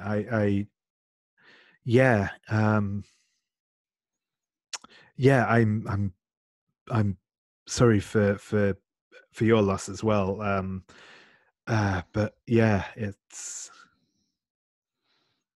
but I don't know. I guess the development will still go ahead if the company wants to. I mean, all the paperwork's in order and all of that. So Who put the paperwork in order, Jerry? yeah, I think I will have you make. I think this is probably going to be a presence role to try and kind of put the pressure on him. That makes absolute sense. Yeah. So that is, and this is for the this is a for the cannery mystery, so I do not get the +1 yet for my. That's correct, I believe. Yeah. Yeah. I want to do something. Is this with the that. day move or the meddling move? This is just another meddling move, I think, for the moment. Yeah, this is more about just getting the information out of him. That is 11. Nice. So, yeah, on an 11, yeah, he will. Remember, you want those void clues, and you I can bump do. that up to a 12. How could I bump it up to a 12? Put on a crown. Oh, that's right. That's right. I forgot. I thought that was only to change a failure, but I would like to. No. You can always do it with you can. Yeah, do it with any I'm roll, totally. So. I'm totally going to put on a crown. Also because we haven't done that yet, and it is fun. Hold on. So let's take a look at the. So yeah, with the crowns, you can choose either to put on the and I want to call them past and future, but they're not called that in this. They are the crowns of the Queen and the Void. So that you can do either. The main difference between them, aside from obviously the effect they have, is that the crown of the Queen, you can mark them in any order you choose, but with the crown of the Void, you have to mark them sequentially. Right. So I'm going to mark the crown of the Queen. Yep. I'm going to mark. I just because I think it's relevant here. I'm going to my fondest memory of my late partner. Certainly. And I think sort of what happens here is this is sort of like triggered a memory of the evening after one of those meals that we had with Jerry and Allegra. Not that long ago, right? Like 4 or 5 years ago. I don't know. Fondest memory is tough, but this is like a very fond memory from sort of before I found out about everything after he died. And it was a very, very small thing. I think we'd been together decades. We have 4 children, right? There's just like all of this long history and silent understanding, and also resentment and hurt that builds up when you spend that much time caring that much about a person, and I thought that kind of we were very comfortable and happy, but we were fine, but there wasn't much tenderness kind of left. And after dinner we went back to the cottage. And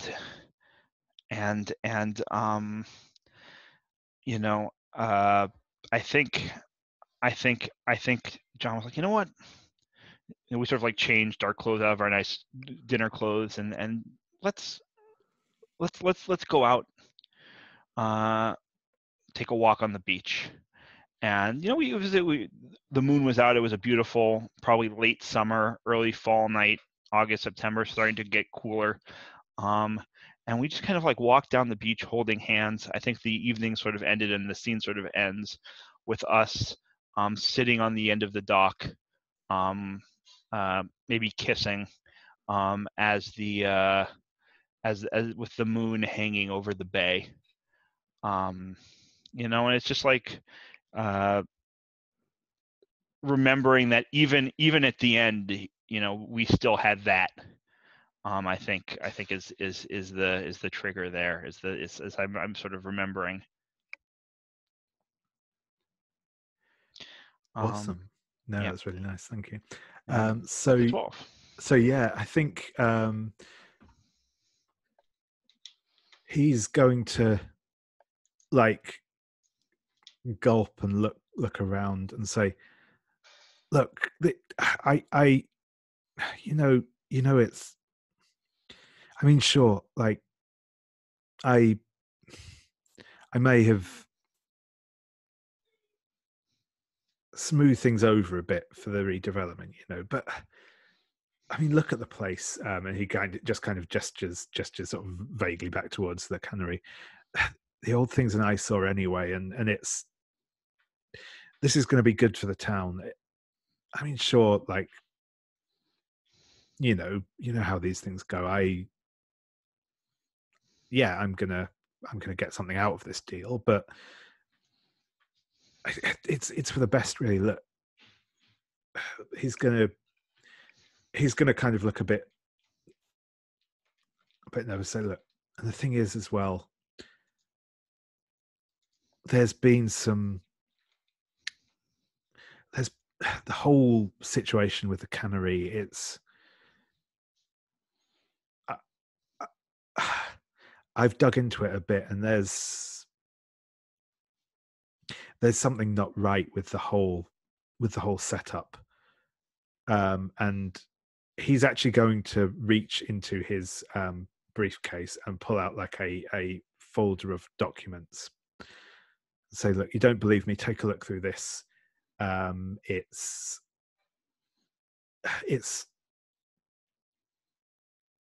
It's not right, and maybe just tearing this whole place down and beginning anew is the best thing to do. So what you're going to get here, and this will probably take a bit of poring over to do, but I'll kind of I'll tell you what you will find when you give it some time now. There are some documents that are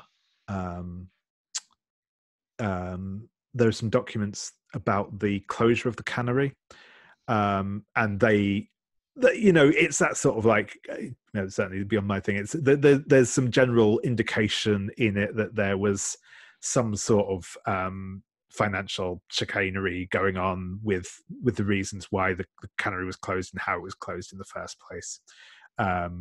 Probably in a way that benefited the Hestemont family. The what family? Sorry, the Hestemont family. They're called. That's Charlotte Hestemont is the current owner of the property. So that's in there. However, as I said, this is probably something you won't see immediately. But there's also inside this documentation there are older documents as well, and it's. You see, again, it's all looks irregular, but it's irregular in odd ways. There's lots of signatures going back that have where the deeds have changed hands over the years, and it's that odd thing where kind of a lot of these signatures look similar to each other, even though they're from decades apart, and there's something odd with just like all this paperwork in there. So yes, those are that second one is kind of your void clue as well. So that's essentially it's two similar clues. There's the sort of the mundane kind of malfeasance, and then indications that there is something more unnatural connected with that. I will also point out that with the revealing. Well, thanks to both the revealing of that void clue and the Fox Mulder move, you have now unlocked the first tier of the conspiracy, which means that basically I'll give you the sort of the implication that for me is that it now gives me some additional clues I can start handing out when you roll 12 pluses on rolls to give you some more information about the secret history of Brindlewood Bay. Awesome. So just to sort of like cap off that scene, I think because I was kind of pushing him hard and was like being kind of, pushy and stern, I sort of like, I think as I say goodbye, my eyes sort of softened, and I put a hand on his shoulder and I'm like, listen, Jerry, take a lesson from Allegra and John. This isn't a business you want to be mixed up in. however profitable you think it may turn out to be for you, it doesn't end well. And I kind of walk off at that. Awesome. Stephen, thank you for recording the clues. Yeah, brilliant. Thank you. Cool. So I think we'll call another quick 5-minute break here. And then we'll come back. We'll do a little bit more.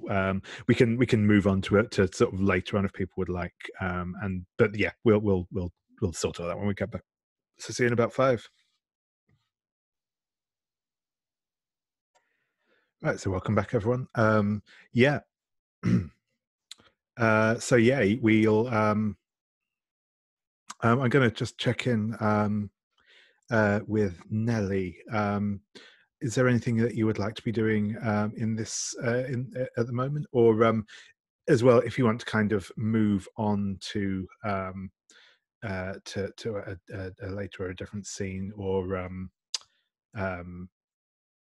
have a cozy scene with someone as well? That's also cool. But yeah, is there anything you'd like to do? Yeah, I think like immediately after the wrecking ball incident, should probably go up to the people that were kind of closest to it, just to check on them and see if they're doing okay. Probably help them get cleaned up in case there was any mess from it. So yeah, probably actually the person who was closest to her, at least in physical proximity, at the time was I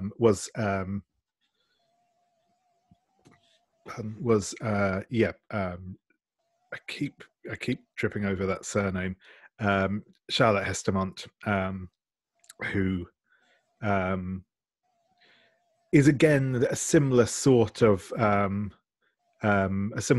age to Allegra, so sort of in her 30s. She obviously she was a kid still, basically, when the plant closed down.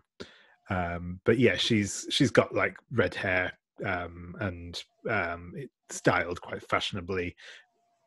She's quite pale and sort of dressed in not a business suit as such, but she's sort of dressed nicely. She is clearly not short of money. But yeah, she does seem a bit shaken by the events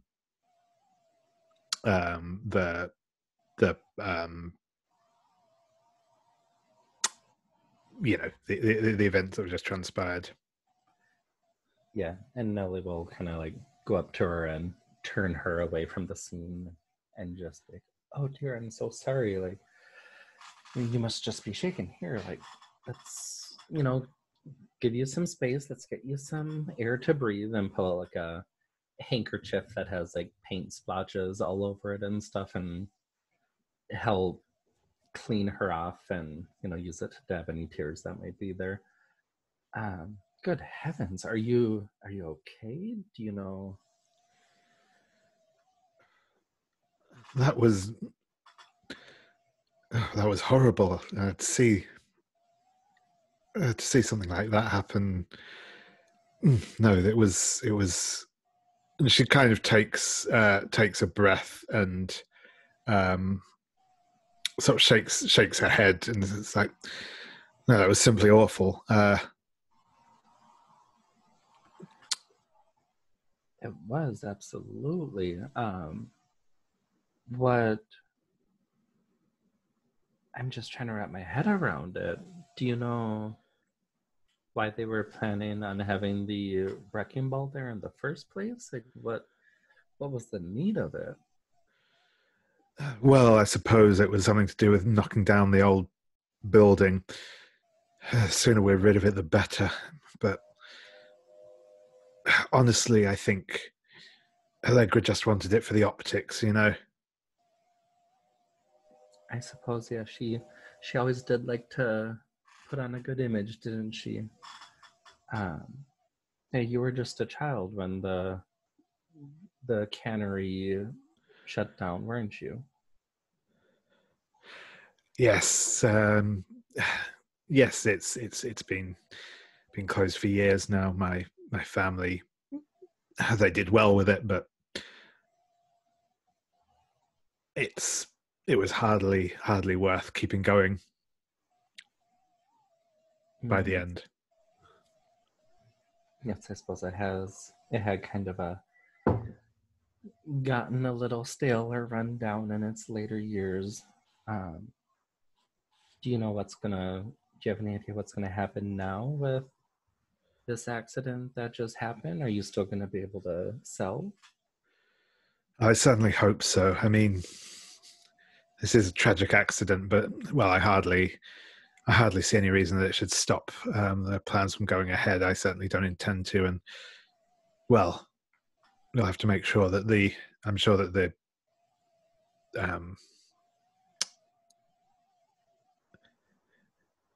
hopefully the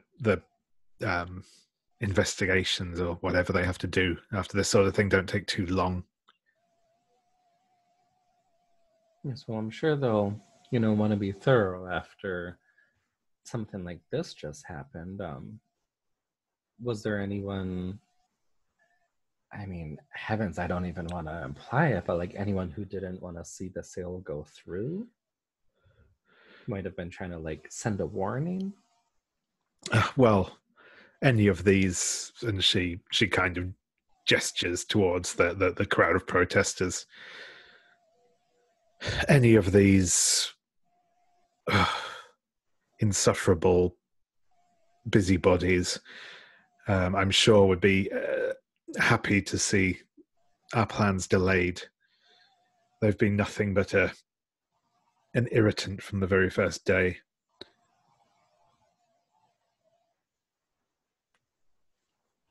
Well, I mean, they did grow up at the canneries. It's only natural that they'd want to see it, still around.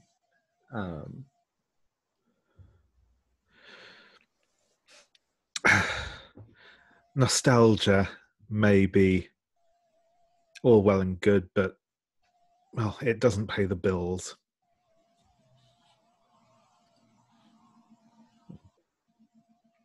Yeah, so suppose you were never one for nostalgia in school, were you? Always look into your future. Of course, it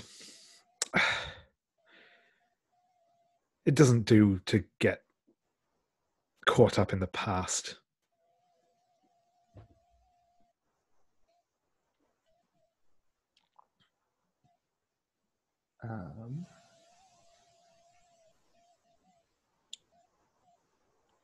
Yeah, I guess I'm not really sure.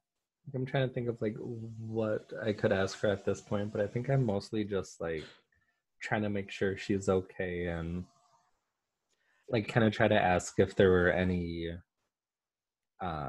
like threats against the cannery, like anyone that jumps out at Charlotte more than just the rabble protesting, as she puts it. This feels like a medal. Yeah. I think I'll if you'd like to make a medal,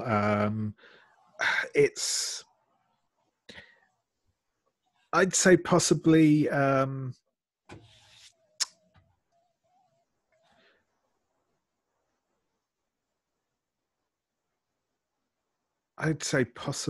think actually maybe maybe composure for this one, because you're kind of, it's less that you're like leading her and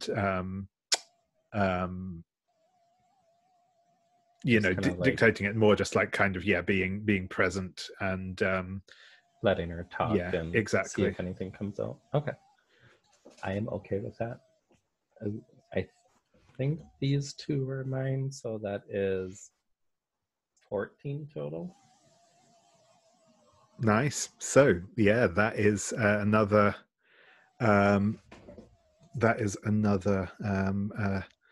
well, actually, and no, this is, I just need to remind myself of this, so I still learn these rules. Yes, this is my choice. Cool. So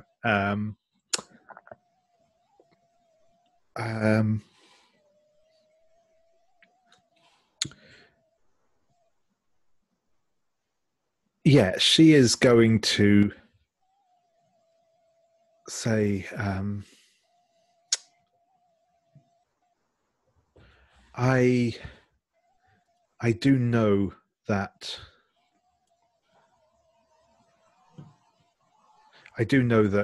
Allegra had been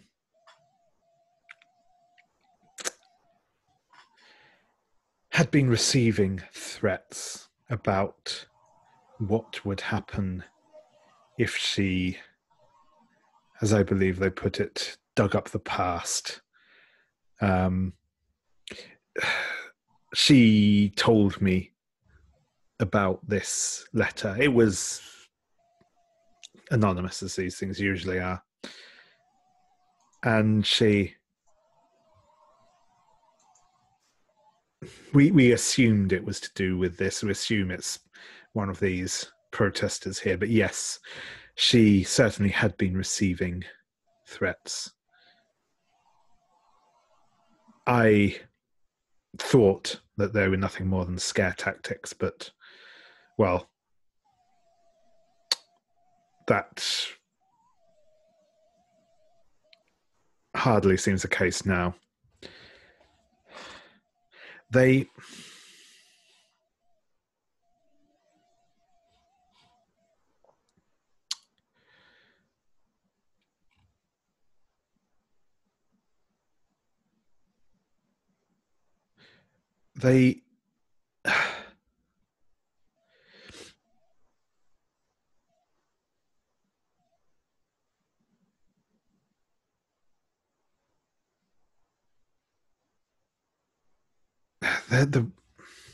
the only thing, and this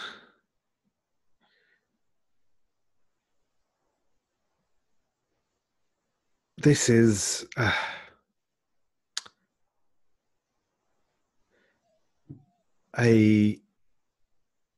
there was the only other thing that I thought of when it said about digging up the past. So back before, this is a story that my grandfather told me, but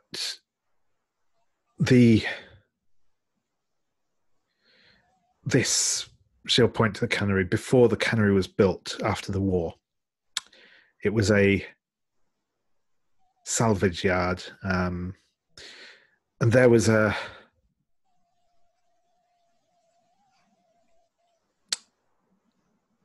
German U-boat washed ashore here and was taken to the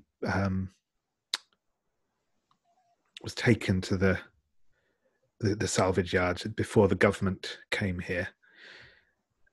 My grandfather worked there at the time as a young lad, as a breaking down ships, whatever they used to do there. And he said that the U-boat that they brought back had it looked like it had been destroyed, but not by explosions. It looked like, well, and this is the thing, he always said it looked like it had been cut open like a can of tuna, the metal just torn apart with strange words, signs, something written all over those bits of wall that survived. And there was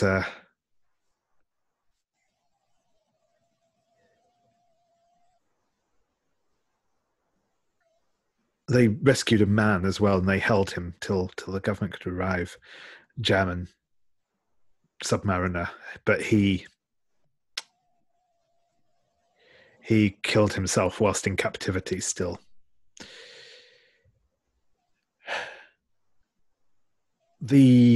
After that, the man who owned the salvage yard sold up. He was no longer interested in running it. My grandfather bought the land, and, well, the rest is history. He was always good with machines, built the factory. and she's kind of like, she's sort of been in that almost like daze as she's been speaking, but she kind of properly snaps out of it as well. That's hardly, I'm sure, relevant to any of this. A funny story. Yes, I've never known perhaps not. But this place certainly has seen its fair share of weird events, I suppose. If you think that letter about digging up the past might be related to the protests, that might be something the police will want to look at. Yes, I'm sure the letter is still in her office. She said she was going to keep it just in case. Okay. Well, that's good. Hopefully they'll be able to figure something out with that. But in the meantime, let's get you a glass of water. I think you could certainly use it. And Nellie will bring her to probably, I'm guessing the construction crew has a pitcher of water to use as they're kind of working. So she'll bring her to that and get her some water and kind of get her refreshed. Yeah, excellent. So I think what I'm going to do is just quickly check back in with Violet, because I believe you're going to scope out the site office, and then we will probably wrap things up there, move to the end of session, and get stuff stashed for next time. Cool. Yeah. So Violet, we'll go back to you.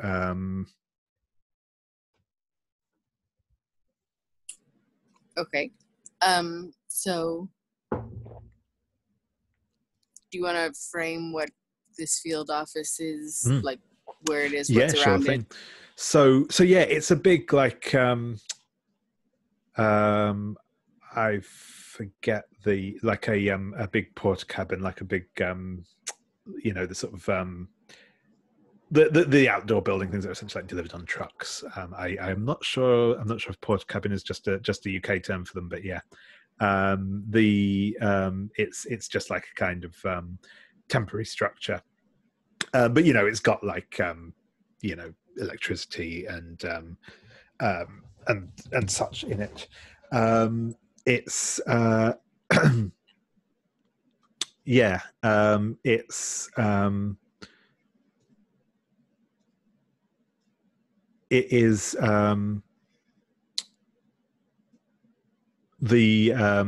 there's like a big bulletin board inside that's covered in sort of notices and stuff, but there are sort of passive aggressive bulletins and company, like we're all in it together type messages up on the board.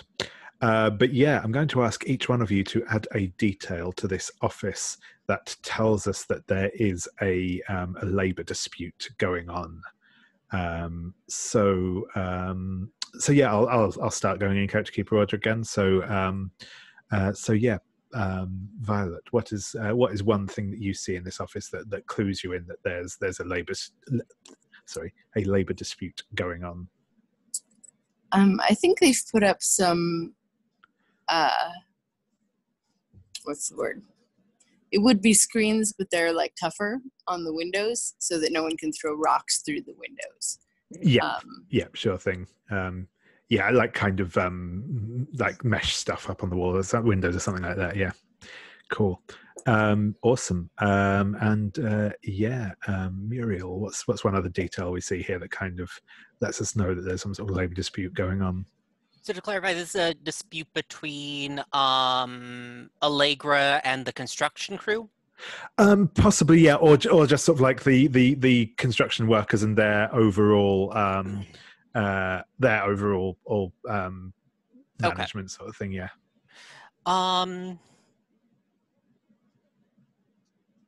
I think there's like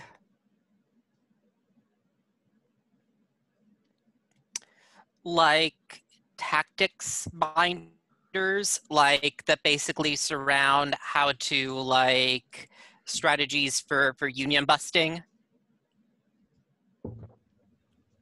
Yep, sure thing. Awesome. And Lexie, what's another detail we see here?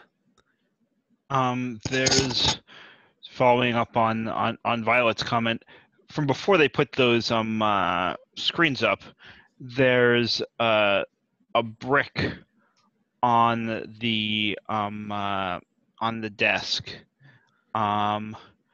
that may have come through one of the windows, and like painted on it is in sort of like bold black paint is "fuck scabs." Awesome. Nellie, what's one final detail we see?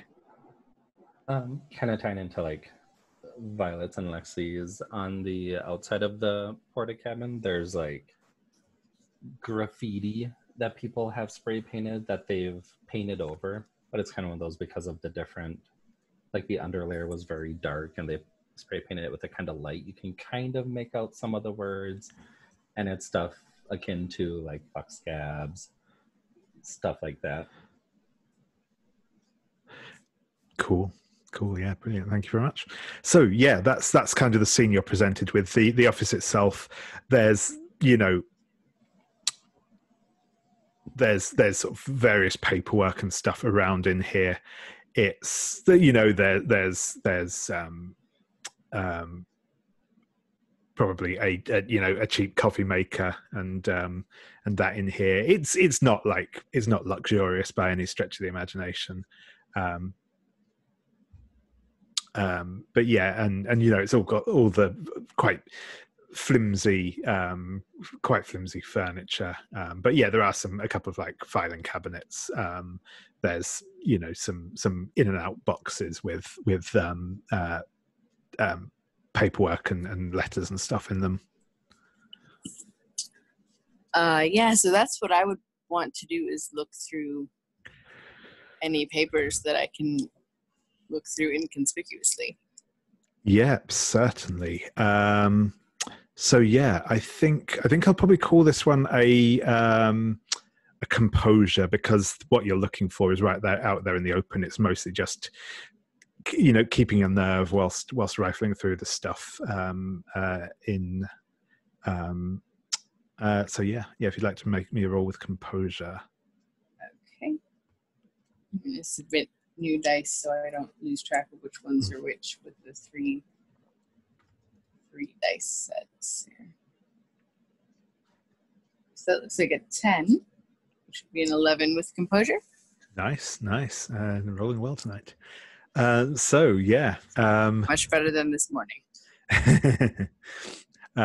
So yeah, on you'll find out some more information. So yeah, I think what you will get out of this is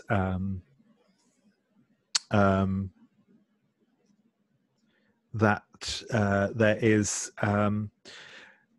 there are some like purchase orders for not purchase orders, sorry, that's not the wrong word for it. There are some like sorry, I had a complete brain freeze on that. There's it's essentially you get some like financial records, and there are. It's clear that there are some like discrepancies between some of the numbers. So some of the costs that they are quoting that are sort of being invoiced for the construction costs are a lot more than they should be. And at the same time, there are these kind of like disproportionately large invoices being sent out. There are also letters in here that there's also like letters in here from like the actual foreman complaining that like his people aren't being paid on time, overtime that they were due hasn't been paid. So yeah, it's clear that there's some sort of like something not quite right with the finances of this project. Okay. I'm wondering if I should take pictures of them with my phone. I feel like taking them is a little bit risky in this instance since they're official financial paperwork, but Yeah, I sure would thing. document them all, I think. Yeah. Cool. Awesome. So yeah, you'll Seems get like some... composure. Sorry, never mind. No. Cool. Awesome. So yeah, and I think with that, it's probably at this point like not things are going back to normal, but like I think at this stage the police are probably arriving on the scene. Things are starting to get a bit more cordoned off, especially with the nature of the accident. People will start to be dispersed, and this is probably the best point for for Violet to make her exit from here without being noticed. We'll leave kind of as our final scene of the episode. The sort of, like I said, people being cleared out by the police, or at least encouraged to leave. Not like actually run off, but and we'll leave it up to your discretion as to whether whether or not you've stuck around. But we'll come back to that next time when we'll introduce a new mystery, and we'll see where things develop from there. So last thing for this session is we'll just quickly go through and ask our end of session questions. End of session questions, as I said, these are all in the Character Keeper. We have the same first question for everyone, which is, did the Murder Mavens solve a mystery? We didn't get a solve this session, but you're getting close now. I mean, you're also making good progress on the second mystery too, so we'll hopefully get some ticks in that box for next time. So I'll go through and ask each of you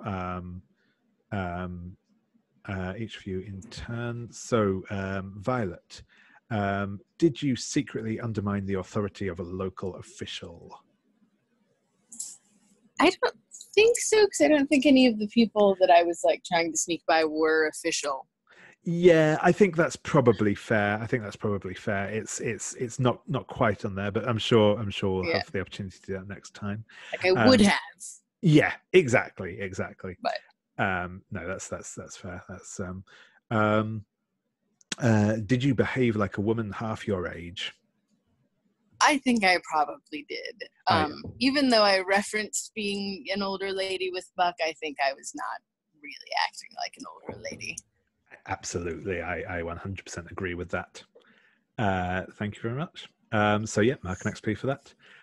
So Muriel, did you share a memory of a late family member? No, I didn't. No, that's fair. Did you behave like a woman half your age? Yep, climbed a crane. Indeed. Perfect. Yep, so you can mark one for that. And Lexie, did you share your wisdom with a young person? I did. Yep, I definitely agree with that. And did you behave like a woman half your age? I did not. Fair. Yeah, I think that's fair to say. And Nellie, did you dote on someone? I think I did, yeah, with Charlotte. Yeah, no, I definitely agree there. And did you show someone that you've still got it? I would say I probably didn't do that this session. Yeah, no, again, I think that's fair. I think that's fair. Cool. So thank you very much, everyone. I'm going to stop our recording there. Thank you very much. It's been a good fun session.